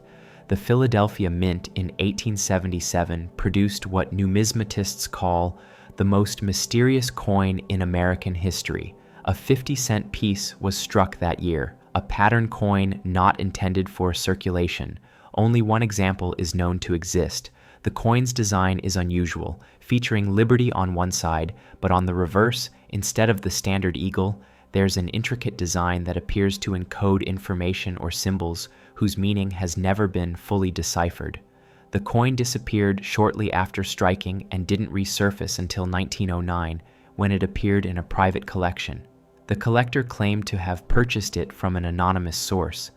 Authentication confirmed it was genuinely minted in 1877, but no records explained why it was made, who commissioned it, or what the symbols represented. Theories ranged from it being a Masonic token to a covert communication device to simply an artist's experimental pattern that was never approved. The symbols on the reverse include geometric patterns, unusual lettering, and elements that don't appear in any standard American coinage. Some researchers believe the symbols correspond to alchemical notation, others see astronomical references, still others think it's a cipher waiting to be decoded. The coin sold at auction in 1955 for a record price. Its current location is unknown. It was purchased by a private collector who has not allowed further study or photography. Without access to the actual coin, modern analysis techniques can't be applied. All that remains are photographs and descriptions from earlier examinations, preserving the mystery of what the symbols mean and why this unique coin was created. The 1877 pattern 50-cent piece exists in a strange space, authenticated but unexplained, valuable but inaccessible, real but mysterious. In 1518, the same year as the dancing plague of Strasbourg, another inexplicable event occurred in the German town of Erfurt. Over several nights, witnesses reported that the town's church bells rang by themselves. Not just one church, every church in the town. The bells would begin ringing simultaneously in the dead of night, with no one in the bell towers, no ropes being pulled, no wind strong enough to move the massive bronze bells. Town officials investigated. They posted guards in the towers. The bells rang anyway, with guards present, watching the bells move and ring without any physical cause they could identify. The phenomenon lasted for 2 weeks. Priests performed exorcisms. The bells continued ringing. Then, as mysteriously as it began, it stopped. No earthquake was recorded. No unusual weather patterns were documented. The bell mechanisms showed no defects or unusual wear. Multiple independent sources recorded the event, including official town records and church documentation. Various theories have been proposed, perhaps minor earth tremors below the threshold of human perception, but sufficient to set bells swinging, perhaps some form of mass auditory hallucination, though this doesn't explain why guards in different towers all reported seeing the bells physically moving. The event was serious enough that Emperor Maximilian I was notified and sent representatives to investigate. Their report confirmed the accounts, but offered no explanation. The bells of Erfurt rang themselves for 2 weeks in 1518, and no one has ever definitively explained why. The Flannan Isles lighthouse keepers vanished in December 1900 from a remote lighthouse off the coast of Scotland. 3 experienced keepers, Thomas Marshall, James Ducat, and Donald MacArthur, were stationed at the lighthouse. On December 26th, a relief vessel arrived and found the lighthouse unmanned. The keepers had disappeared. The lighthouse was in order. The clocks had stopped. The beds were unmade. In the entrance, 2 of the 3 sets of oilskins were missing, but the third remained, suggesting one keeper had gone outside without weather protection, which no experienced keeper would do in December on an exposed Atlantic rock. The last entry in the log was from December 15th, noting severe storms. Though weather records show December 15th was calm, a chair was overturned. The kitchen table had been cleared and set for a meal that was never eaten. Nothing suggested violence or struggle. The keepers had simply vanished. The lighthouse lamp was not lit, which meant the keepers had disappeared before darkness fell, or had been unable to light it. Theories ranged from a massive wave sweeping all 3 men from the rocks simultaneously, to one keeper having an accident on the rocks, with the other 2 rushing out to help and being lost themselves. But this doesn't explain why one keeper would go without oilskins, or why the log entry mentioned storms on a calm day, or why the lighthouse wasn't secured properly if they had left in an emergency. The Flannan Isles mystery inspired poems and stories, but no bodies were ever recovered, no wreckage was found, and no definitive explanation emerged. 3 men vanished from an isolated lighthouse, leaving behind only questions and an overturned chair. In 1971, an Air Force sergeant named Charles Hall claimed to have had extensive contact with extraterrestrial beings while stationed at Nellis Air Force Base in Nevada. What makes his account unusual is not the claim itself.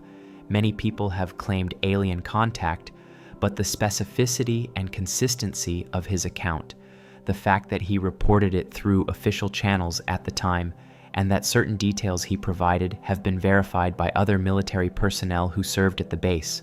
Hall described beings he called the Tall Whites, extremely tall, pale humanoid creatures who had established a base in the desert near Indian Springs. He claimed they had an agreement with the U.S. military, providing technology in exchange for access to the remote location. He reported regular interactions spanning nearly 2 years, including witnessing their spacecraft and observing their behavior and social structures. The Air Force has never officially confirmed or denied Hall's specific claims.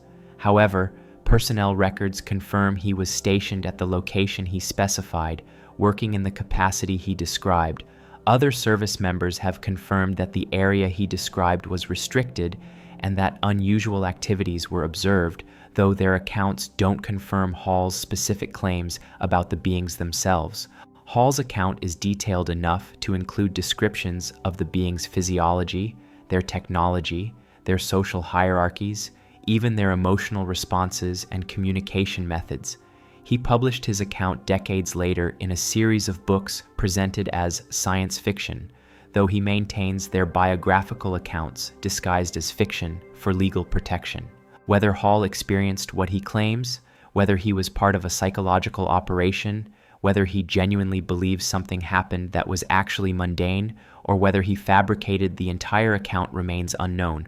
What is documented is that he filed reports during his service, that the locations and his assignment are verifiable, and that his account has remained remarkably consistent over decades.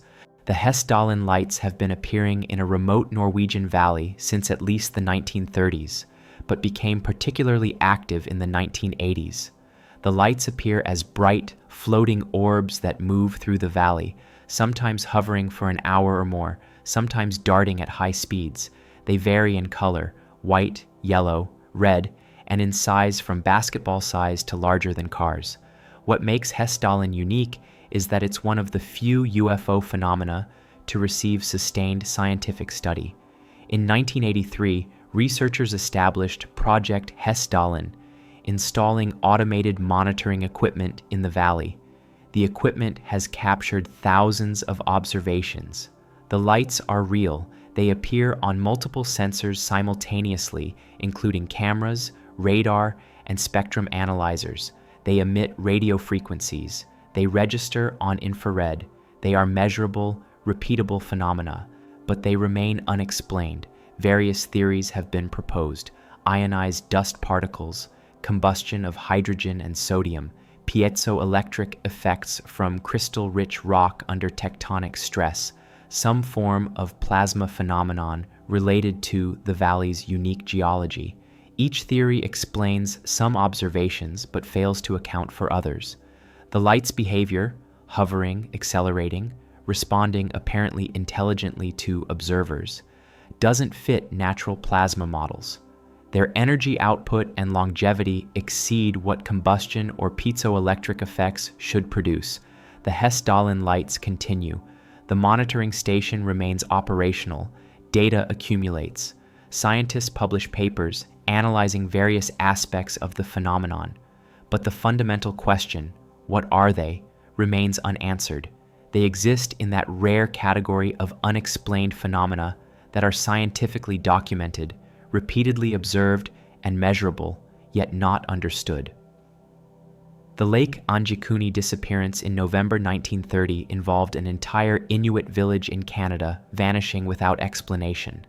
According to accounts, a fur trapper named Joe LaBelle arrived at the village expecting to find the usual 30 residents. He found abandoned homes with food still on tables, fires cold but not long dead, rifles left behind, items that experienced hunters would never abandon willingly. Sled dogs were found dead, apparently from starvation, still tethered near the village. Graves had been opened and bodies removed.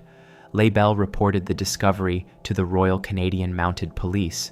They investigated and confirmed the village was abandoned, though details of their investigation were never fully released. The case attracted significant attention, with newspapers reporting a mysterious mass disappearance. However, modern investigation into this case reveals problems with the account. No village named Anjikuni appears in maps or records from that era. The RCMP has no official records of investigating such a disappearance. The story appears to originate from a single source, writer Frank Edwards, who may have embellished or entirely fabricated the account based on vague rumors about abandoned settlements, which were not uncommon as Inuit populations relocated for various practical reasons. What makes this case interesting is not whether it happened as described, it likely didn't, but how it became part of paranormal literature despite lack of evidence. The story persists because it's compelling, because it was repeated in books and articles as fact, and because debunking requires active investigation that most readers never pursue. The Lake Anjikuni case demonstrates how modern myths are created and perpetuated. In 1876, the same year as the Kentucky meat shower, a similar but even stranger phenomenon occurred in Olympian Springs, Kentucky. Instead of meat, the sky rained black rain. Not dark gray rain, not rain with dark sediment. The rain itself was pure black, like ink.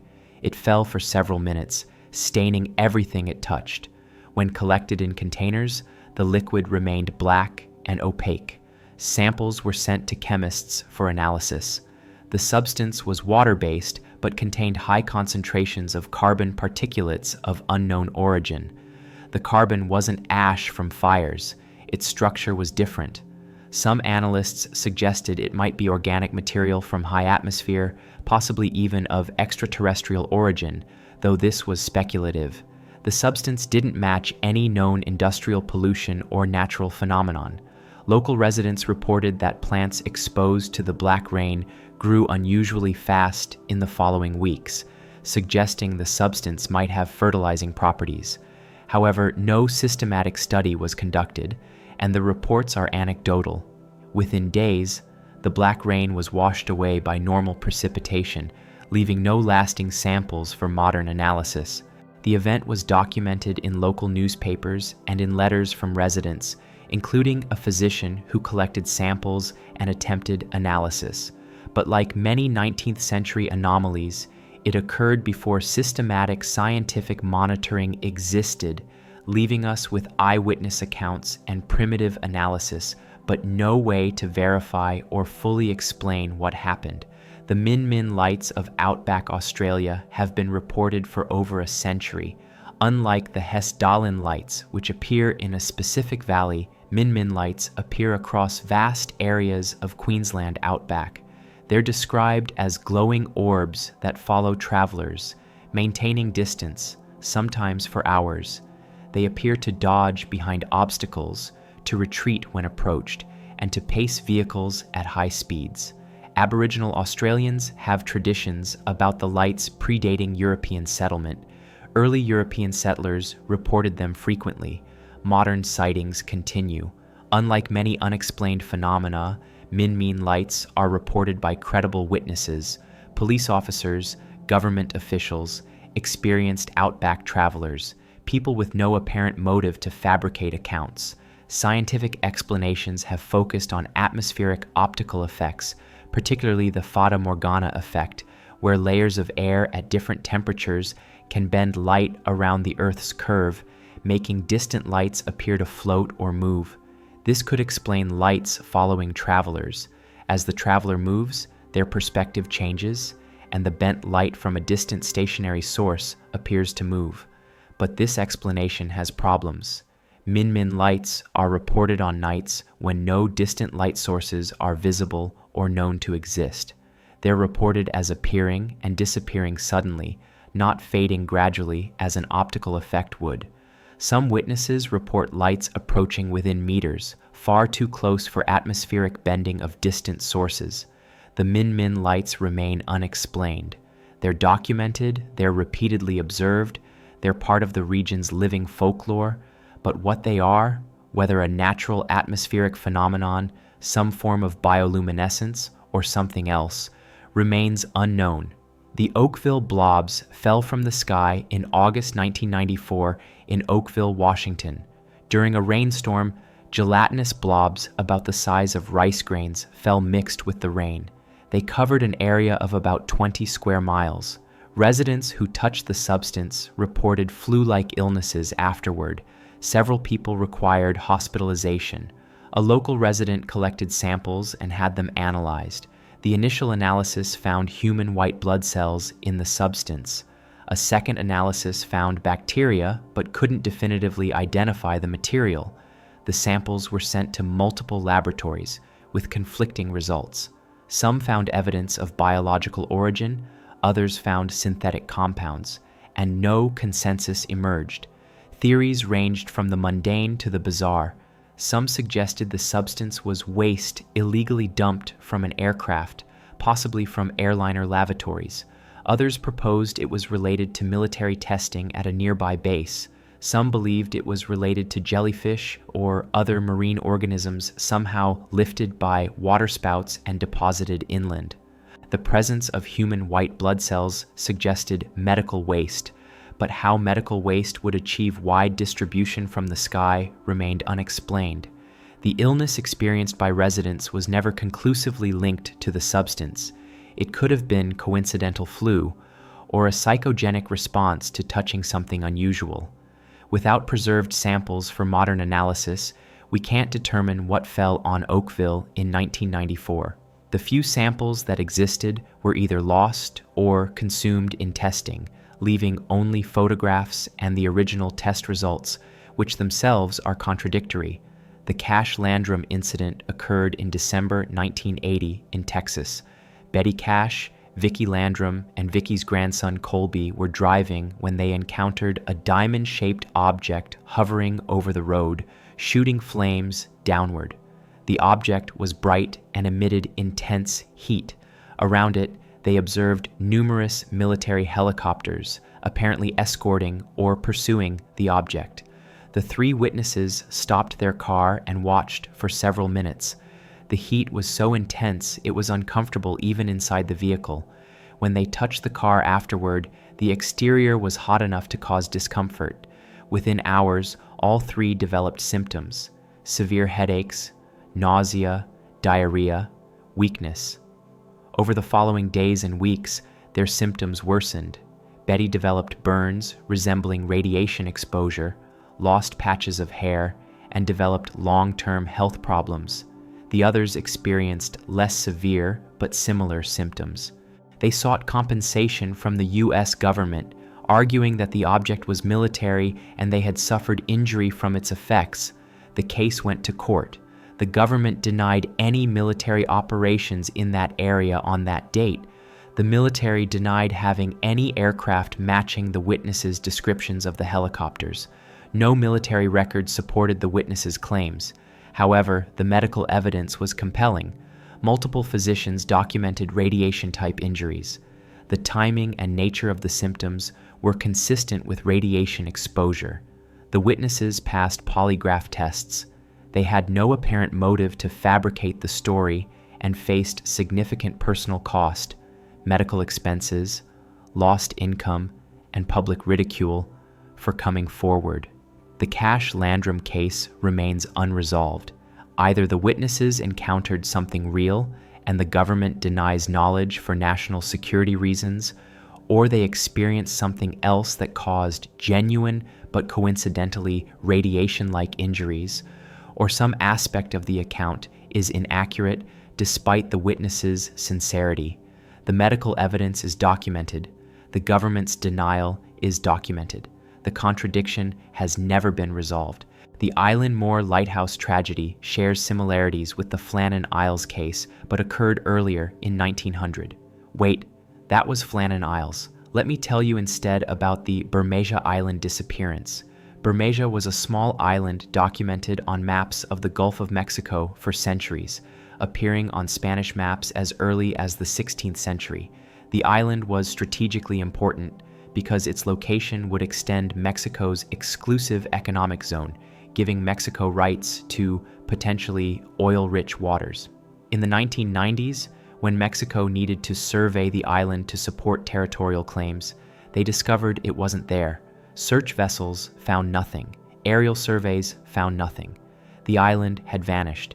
Initial theories suggested the island was simply misplaced on old maps, that cartographic errors had perpetuated a non-existent island across centuries.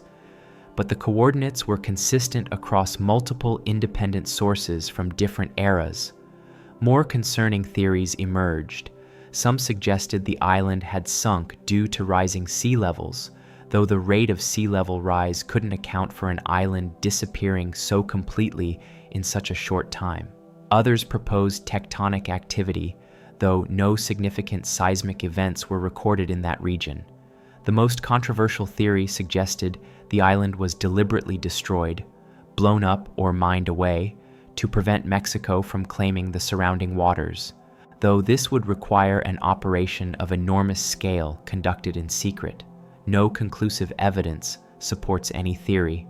Bermeja Island appeared on maps for 400 years, then wasn't there when people went to find it. Whether it ever existed, where it went, or why we can't find it remains unexplained. The Devil's Footprints appeared across Devon, England in February 1855. After a heavy snowfall, residents awoke to find strange footprints covering over 100 miles of countryside. The prints appeared to be hoof prints, approximately 4 inches long and 3 inches wide, but they had unusual characteristics. They appeared in a single line, as if the creature had hopped or walked on 2 legs rather than 4. They crossed obstacles that would have been impossible for normal animals, over rooftops, across rivers, over 14-foot walls. The prints appeared in locations where no continuous path existed.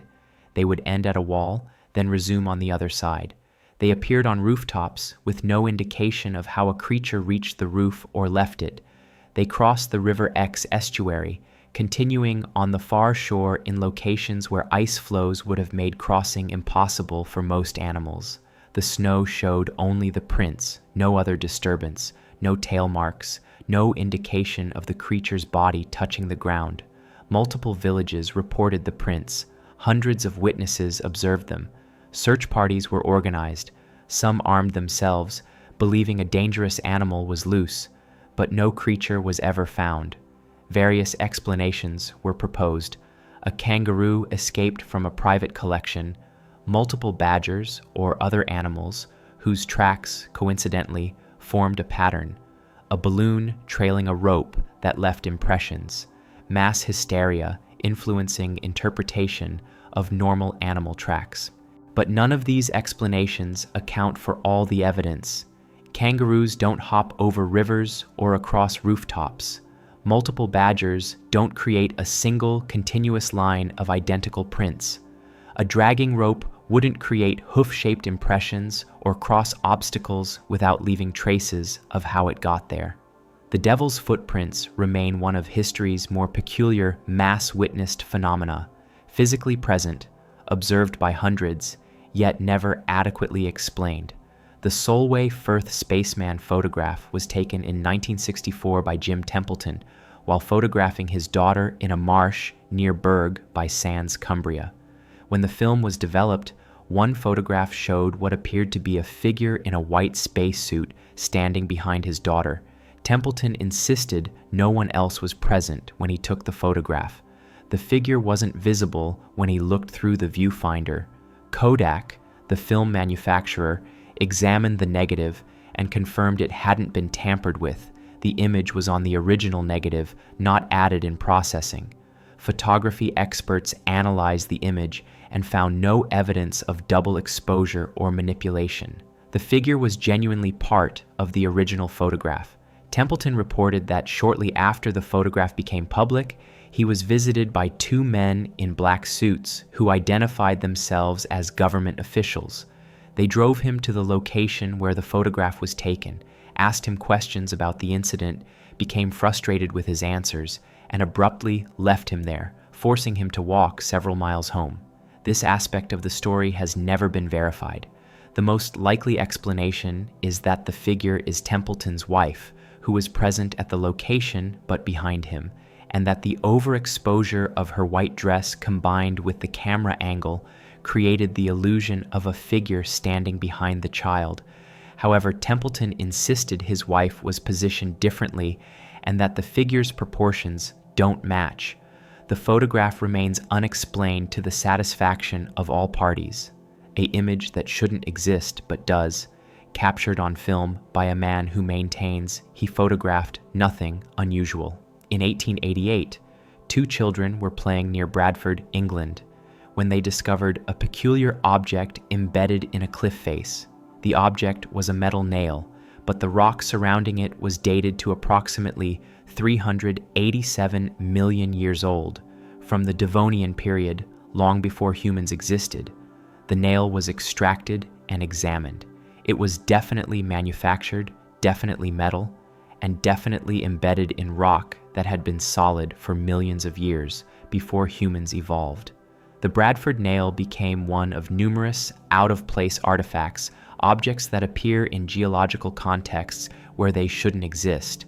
Other examples include metallic objects found in coal seams dated to millions of years ago, a metallic vase blasted out of solid rock in Massachusetts in 1851, and various items that suggest either contamination of dating methods, misidentification of natural objects as manufactured items, or something more challenging to conventional understanding of human history. Most out-of-place artifacts have been debunked or explained through more careful analysis. Natural processes can create surprisingly regular shapes. Dating can be confused if objects fell into cracks and were later sealed by mineral deposits, making them appear contemporaneous with older rock. Hoaxes account for some cases, but a small number resist easy explanation, maintaining their status as anomalies, objects that appear manufactured, in contexts that predate manufacture, with no clear explanation for how they got there. The Bradford nail has been lost, preventing modern analysis. We have only the original examinations and descriptions, leaving us with a documented anomaly that can't be verified or debunked, just one more strange artifact in a strange history. The WOW signal had company in the archives. In 1977, not long after the famous signal, the Big Ear telescope detected another anomalous signal, different from the second signal mentioned earlier. This one lasted only a few seconds, but was remarkably powerful, orders of magnitude stronger than the WOW signal, and appeared on a frequency outside the hydrogen line. The signal was detected during a routine scan and appeared in the data logs, but because it didn't match the parameters researchers were focusing on, it wasn't on the hydrogen line frequency considered most likely for interstellar communication. It received minimal attention. The data was archived and largely forgotten until decades later when researchers reviewing the archives noticed it. By the time the signal was recognized as potentially significant, the specific region of sky it originated from couldn't be determined with precision. The telescope's wide field of view and the brief duration of the signal meant the source could be anywhere within several degrees of sky. Attempts to find the source through targeted searches have been unsuccessful. This highlights a problem in the search for extraterrestrial signals.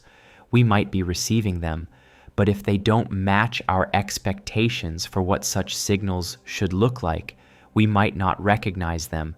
The brief, powerful signal from 1977 sits in the archives, officially documented, genuinely anomalous, but impossible to follow up on because we didn't recognize its significance until it was too late to determine where it came from.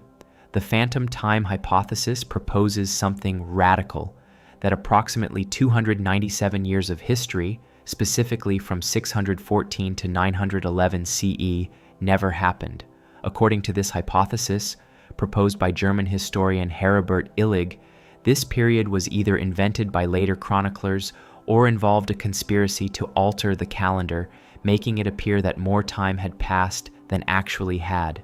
The evidence cited includes architectural analysis suggesting buildings dated to the 9th century show construction techniques from before and after, but not consistent with a transitional period, gaps in archaeological records for this era, and irregularities in calendar reform that Illig argues could only be explained by the calendar being adjusted to account for phantom time being removed. The hypothesis is not accepted by mainstream historians. Evidence against it is overwhelming.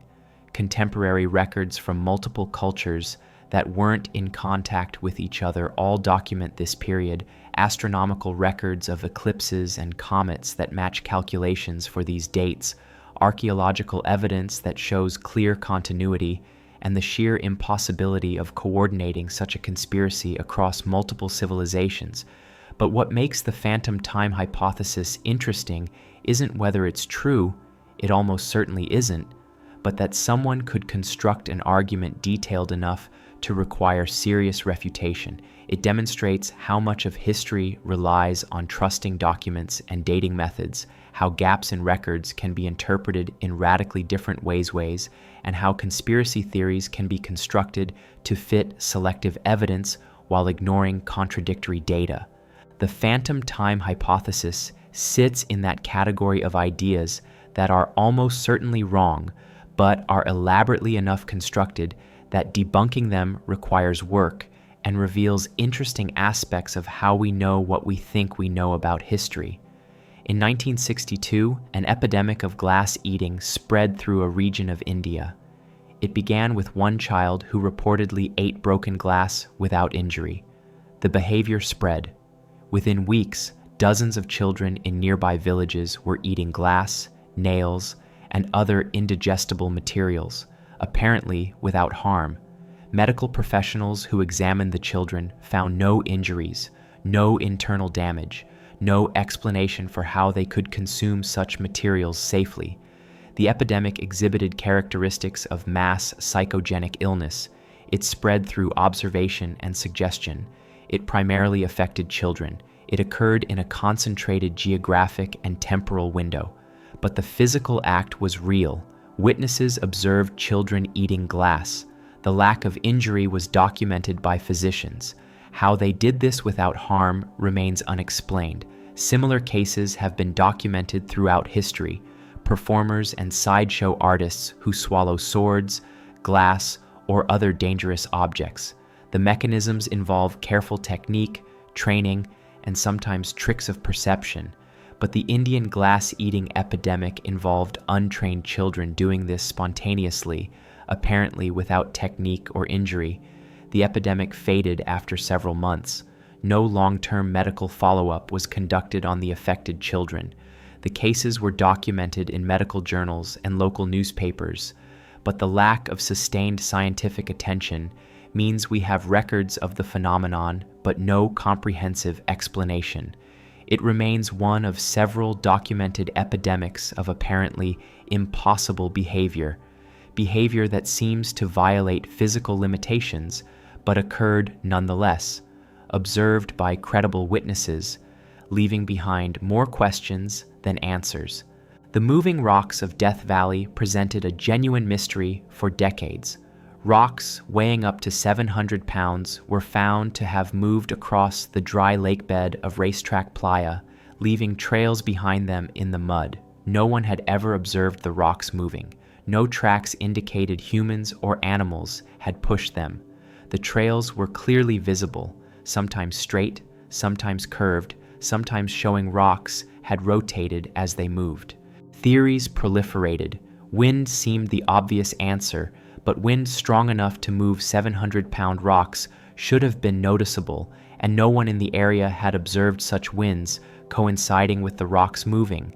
Ice sheets forming around rocks and then being blown by wind was proposed, but this required specific conditions. water on the lake bed, freezing temperatures at night, strong winds during the brief period when ice existed but before it melted, that seemed unlikely to occur frequently enough to explain all the movement. The mystery persisted until 2014, when researchers finally documented the rocks moving. The explanation turned out to be a combination of factors that created a perfect storm of conditions. When rare winter rains cover the playa with a shallow layer of water, nighttime temperatures can form thin sheets of ice around the rocks. As the ice begins to melt in morning sun, it breaks into large floating panels. Even light winds can then push these ice panels, which push the embedded rocks, moving them across the slick mud surface. The rocks don't need strong winds. The ice panels provide enough surface area for light winds to move even heavy rocks. The phenomenon requires specific conditions that occur rarely, which explains why no one had observed it happening for decades. The rocks move during a narrow window when conditions are perfect, perhaps only a few times per decade. This case demonstrates how natural phenomena can remain mysterious simply because they occur rarely and require unusual combinations of conditions that are difficult to observe and even more difficult to predict. The ghost ship Octavius allegedly became frozen in Arctic ice in 1775. According to the account, a whaling ship discovered it drifting off the coast of Greenland. When crew members boarded the Octavius, they found the captain frozen in his cabin, still seated at his desk with a pen in his hand. The crew was frozen in various positions throughout the ship. In the cabin, the captain's wife and child were frozen in the bunk. The ship's log indicated it had been frozen since 1762, 13 years adrift in the Arctic ice. The story has been repeated in maritime literature for over 2 centuries, always with the same details. The captain at his desk, the crew frozen in place, the long drift through Arctic waters. But no primary sources document the Octavius. No ship's registry records it. No newspaper accounts from 1775 mention its discovery. The story appears to originate from oral tradition, written down decades after it allegedly occurred, with details that seem designed to be dramatic rather than factual. The Octavius story is almost certainly a legend, but it's an interesting one because it reveals something about how maritime mythology develops, taking real concerns of sailors, particularly about being trapped and dying in Arctic exploration, and crystallizing them into a specific narrative that gets repeated until it seems like history. The Octavius probably never existed, but the fear it represents was real for generations of Arctic explorers. The Japanese tsunami stones stand along the coast of Japan, marking the high water points of ancient tsunamis. The stones bear warnings: do not build your homes below this point. The oldest date back centuries. They mark disasters from generations ago, preserved as warnings for future generations. And yet, despite the clear warnings, development spread beyond the stones in modern times, particularly after decades passed without major tsunamis, leading people to believe the warnings were overly cautious or no longer relevant. When the 2011 Tohoku earthquake generated a massive tsunami, the stones proved prophetic. Communities that heeded the warnings, that had maintained the tradition of not building below the stone markers, suffered minimal casualties. Towns that had built beyond the stones into lower areas experienced devastating losses. The stones had been accurate warnings, preservation of ancient knowledge, but they had been ignored or forgotten by some communities. This isn't supernatural or paranormal. It's simply recognition that past disasters leave records, and those records contain information we ignore at our peril. What makes the tsunami stones strange is how precisely they marked the danger zones and how many people disregarded them, despite their accuracy being proven multiple times across centuries. It's a reminder that not all mysteries involve the unexplained. Sometimes the mystery is why we ignore explanations that are literally carved in stone. The Tamam Shud case remains Australia's most mysterious death. On December 1st, 1948, A man's body was found on Somerton Beach in Adelaide. He was well dressed, in good health, with no identification. The labels had been removed from all his clothing. No cause of death could be determined. He showed no signs of violence. No poisoning could be detected with 1948 technology, yet he was clearly dead. In his pocket was a scrap of paper with 2 words printed on it, Tamam Shud, meaning ended or finished in Persian. The paper had been torn from a rare edition of the Rubaiyat of Omar Khayyam. Police located the specific book. Someone had found it thrown in the back seat of their unlocked car near the beach on the night the man died. In the book, police found a phone number, a code written in pencil that has never been deciphered, and the torn-out section matching the paper in the man's pocket. The phone number led to a woman who claimed not to know the dead man, though witnesses said she seemed shocked when shown his photo. She had connections to people who worked in intelligence during World War II. The man's fingerprints matched no records. No one ever identified him. The code has been analyzed by cryptographers and remains unsolved. It may be a code, it may be random letters, it may be shorthand or an abbreviation system unique to the writer. Modern analysis suggests the man might have been poisoned with something that degraded quickly or that 1948 toxicology couldn't detect. His connection to the woman with intelligence ties suggests espionage. The removed labels and lack of identification suggest someone didn't want him identified, but none of this is proven. In 2021, authorities exhumed the body for DNA analysis, hoping to identify him through genetic genealogy. Results are pending, but even if he's identified, it may not explain how he died, why he was on that beach, or what the code means. The Tamam Shud case demonstrates how a single death can become a mystery that persists for 70+ years when key elements, identity, cause, motive, all remain unknown. The Kecksburg incident occurred in December 1965 in Pennsylvania. Thousands of people across multiple states observed a fireball streaking across the sky. In Kecksburg, witnesses reported seeing something crash into the woods. Residents who reached the crash site before authorities arrived described seeing a metallic acorn-shaped object, approximately the size of a Volkswagen Beetle, with hieroglyphic-like symbols around a raised band. Military personnel arrived quickly, cordoning off the area. Trucks were seen leaving with a large object under tarp. Official statements claimed nothing was found. The fireball was a meteor that had burned up in the atmosphere, but witnesses insisted they had seen an object on the ground before military arrival, and the military response seemed excessive for nothing. The U.S. government denied any crash or recovery operation. Documents released decades later showed that NASA had been asked to analyze a fragment from something that crashed in Pennsylvania in December 1965, though what the object was remains classified. The described shape doesn't match any known satellite or space debris from that era. The Soviet Union had no satellite re-entries that matched the timing and location.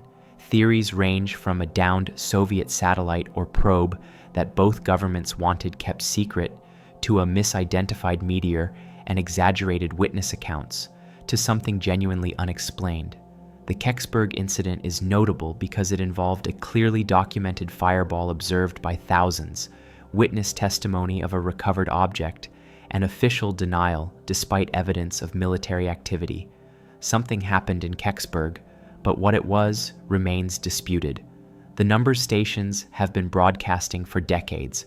These are shortwave radio stations that broadcast sequences of numbers, letters, or words, usually in a monotone voice or in synthesized speech. They operate on a schedule, broadcasting at specific times, on specific frequencies. The numbers or words appear to be codes, presumably meant for intelligence operatives in foreign countries. What makes numbers stations strange is that no government officially acknowledges operating them, though their existence is undeniable. Anyone with a shortwave radio can receive them. The stations have been tracked for decades, their schedules documented, their transmissions recorded. They follow patterns consistent with espionage, broadcasting from locations associated with intelligence agencies, using codes that suggest one-time pad encryption, changing patterns in response to world events. In 1998, the FBI arrested Cuban spies and, in the trial, presented evidence that the spies had been receiving instructions via number stations. This is one of the few official confirmations that the stations are used for espionage, but most countries still don't acknowledge their stations. The broadcasts continue, ghostly voices reading numbers into the ether, messages meant for listeners we'll never know, conducting business we'll never understand. The persistence of numbers stations in an era of digital encrypted communication suggests they serve a purpose that modern technology hasn't replaced. Perhaps the simplicity and deniability of radio broadcasts, the impossibility of tracing who receives them, the fact that possession of a radio isn't incriminating the way possession of decryption technology might be. The stations are a Cold War relic still operational in the 21st century, broadcasting mysteries every day. The Valentich disappearance occurred in October 1978 when pilot Frederick Valentich vanished while flying over the Bass Strait between mainland Australia and Tasmania. Before he disappeared, Valentich radioed air traffic control reporting that an unidentified aircraft was following him. The transcript of his radio calls has become one of the most cited pieces of evidence in aviation mysteries. Valentich reported an aircraft with 4 bright lights orbiting above him. He said it was approaching at high speed, that it wasn't a conventional aircraft, that it was playing some kind of game. Air traffic control confirmed no other aircraft were in the area. Valentich described the object as elongated, moving erratically, at one point passing within a few hundred feet of his aircraft. His final transmission was interrupted by strange metallic scraping sounds, then silence. Neither Valentich nor his aircraft was ever found. Skeptics suggest Valentich became disoriented, mistook planets or stars for aircraft lights, and crashed while distracted. But Valentich was flying in good weather. He was an experienced pilot, and the transcript shows him providing specific observations of the object's movements and characteristics. The metallic sounds at the end of transmission don't fit with a simple crash scenario. The case remains officially unsolved. Various theories exist. Valentich staged his own disappearance. He was abducted by something unexplained. He became disoriented by his own aircraft's lights reflecting off clouds. He encountered a military experimental craft that accidentally caused his crash. Without wreckage or body, the Valentich disappearance remains one of aviation's genuine mysteries. A pilot who reported something unusual, then vanished, leaving only a transcript of his final moments. In 1561, the year of the Nuremberg celestial phenomenon, a similar event occurred over Basel, Switzerland. The Basel phenomenon involved large black spheres appearing in the sky, engaging in what witnesses described as a battle. The spheres would fly toward each other, glow red as if heated, and some would appear to fall to Earth. The event was witnessed by many residents and documented in a news pamphlet with an illustration. Like the Nuremberg event, Basel's celestial battle has been attributed to atmospheric phenomena, perhaps sundogs or other optical effects interpreted through the cultural lens of the time as aerial combat. The fact that both events occurred in the same year in German-speaking regions has led some to suggest they were the same phenomenon viewed from different locations, though the dates don't align for this to work geographically. What makes these 16th century sightings significant is that they represent pre-modern interpretation of unusual atmospheric or astronomical events. The witnesses weren't familiar with weather balloons, aircraft, or satellites. What they saw was genuinely unexplained to them, and they described it in terms that made sense within their worldview, as a battle, as a portent, as something extraordinary. Whether the phenomena were natural or represented something else, they demonstrate that unusual aerial sightings have been documented for centuries, long before the modern era of aviation. The lead masks case occurred in Brazil in August 1966. Two electronic technicians, Manuel Pereira de Cruz and Miguel José Viana, were found dead on Vintem Hill near Rio de Janeiro. They were lying next to each other, dressed in formal suits and waterproof coats, with lead masks covering their eyes. Near the bodies was a notebook with cryptic instructions: 1630, be at the determined place. 1830, swallow capsules. After the effect, protect half of face with lead masks, await signal. There were no obvious injuries, no signs of struggle. Initial analysis suggested the men had taken some substance, the capsules mentioned in the notebook, perhaps expecting a vision or experience, and had died as a result. The lead masks suggested they were trying to protect their eyes from something, radiation or bright light from something they expected to see. Toxicology was inconclusive due to the state of decomposition when the bodies were found. The men had told associates they were going to buy materials for work, but instead took a bus to an isolated location, purchased the waterproof coats, walked up the hill, and apparently followed the instructions in the notebook. Their behavior suggested a planned event, not random deaths. But what they were doing, what they expected to happen at 1830, and what actually killed them remains unknown. Theories range from accidental poisoning while attempting to manufacture illegal substances, to a planned experience involving psychoactive drugs that went fatally wrong, to involvement in occult practices that resulted in their deaths. The lead masks suggest they expected to encounter something they needed eye protection from, but what that was, no one knows. The case remains unsolved. 2 men in suits and lead masks on a hillside, dead from unknown causes after following cryptic instructions. The Belmez faces appeared in a Spanish home in 1971. A concrete floor in the kitchen developed what appeared to be a face. The homeowner, Maria Gomez Camara, had the section of floor removed and replaced with fresh concrete. Another face appeared. Over the following months and years, multiple faces appeared on the floor, changing expressions, appearing and fading, sometimes multiple faces at once. The house became famous.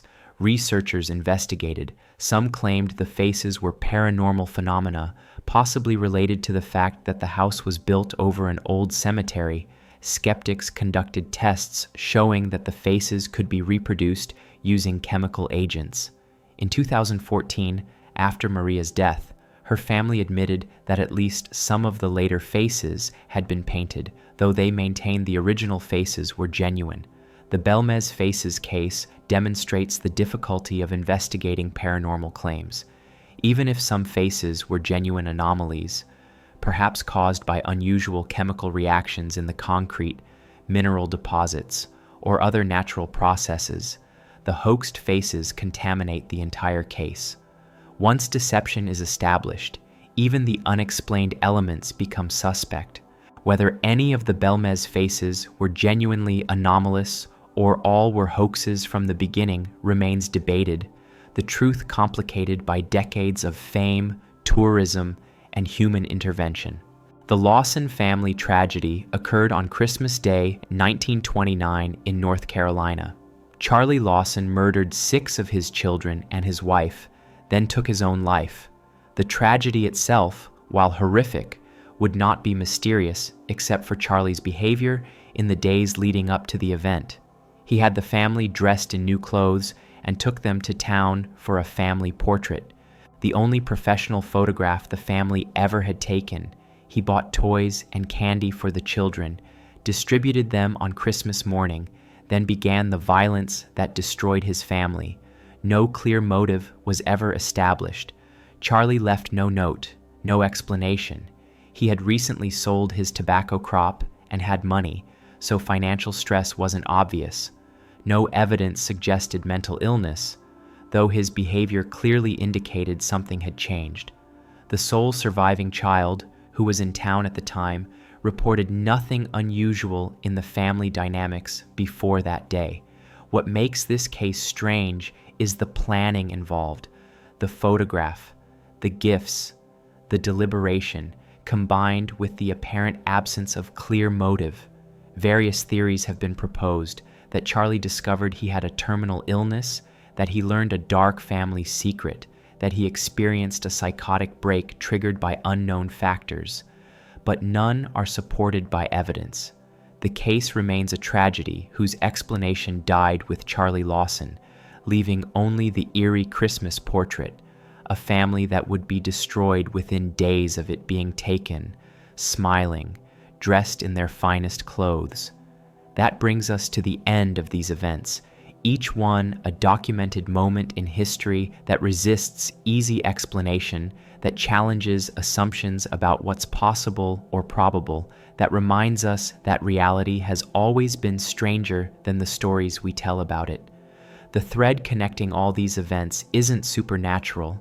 It's the simple fact that the world is more complex, more unpredictable, and more surprising than our models and theories usually account for. Sometimes things happen that don't fit patterns. Sometimes evidence contradicts understanding. Sometimes mysteries remain mysteries not because we haven't tried to solve them, but because reality occasionally produces outcomes that exceed our capacity to explain. History isn't a clean narrative. It's messy, contradictory, filled with events that don't make sense even after extensive investigation. These events are just a small sample of the thousands of documented strange occurrences throughout human history. Each one has sparked investigation, debate, theories, and counter-theories. Some will likely never be fully explained. Others might be solved tomorrow by new evidence or new analytical techniques. We've wandered through dancing plagues and laughing epidemics, through wars against birds and jumps from the edge of space. We've seen ships that vanished with their crews, children who disappeared into thin air, signals from the cosmos that spoke once and fell silent. We've encountered phenomena that seem to violate what we know about physics, biology, and human behavior. Yet all of these things happened. They're documented. They're real. What they collectively demonstrate is that certainty is often an illusion. We live in a world that regularly surprises us, that contains phenomena we don't yet understand, that maintains mysteries despite our best efforts to eliminate them. The past century has brought extraordinary advances in science and technology, yet new mysteries emerge even as old ones are solved. For every question answered, reality seems to generate two more. Perhaps that's not a problem to be solved, but a feature of reality itself, that there will always be more to discover, more to question, more to wonder about. The universe appears to be inexhaustible in its capacity to confound us. Human history, even the documented portions we can study and analyze, contains more strangeness than any fiction writer would dare invent. These stories remind us to hold our certainties lightly, to remain open to possibility, to acknowledge that our understanding, no matter how comprehensive it seems, is always incomplete. The people who witnessed these events weren't fundamentally different from us. They had the same capacity for observation, the same rationality, the same desire to understand. Yet they encountered things that defied their frameworks, just as we continue to encounter things that defy ours. The world is strange. It always has been, and perhaps it always will be. That's not cause for anxiety, but for wonder, for the recognition that despite everything we've learned, despite centuries of scientific progress, reality retains its capacity to surprise us. Thank you for wandering through these strange corners of history with me. Wherever you are in the world, whatever time it is where you're watching, I hope you found something that surprised you, something that made you think, something that reminded you that the world is stranger and more interesting than we often give it credit for. Let these stories settle in your mind as you drift. Let them remind you that certainty is temporary, that mystery is permanent, and that the world will never stop being strange. That's not a problem. That's an invitation to stay curious, to remain humble in our knowledge, and to never stop being amazed by the inexplicable reality we inhabit. Sleep well if sleep is what comes next. And remember, reality has always been weirder than we imagine, and it probably always will be.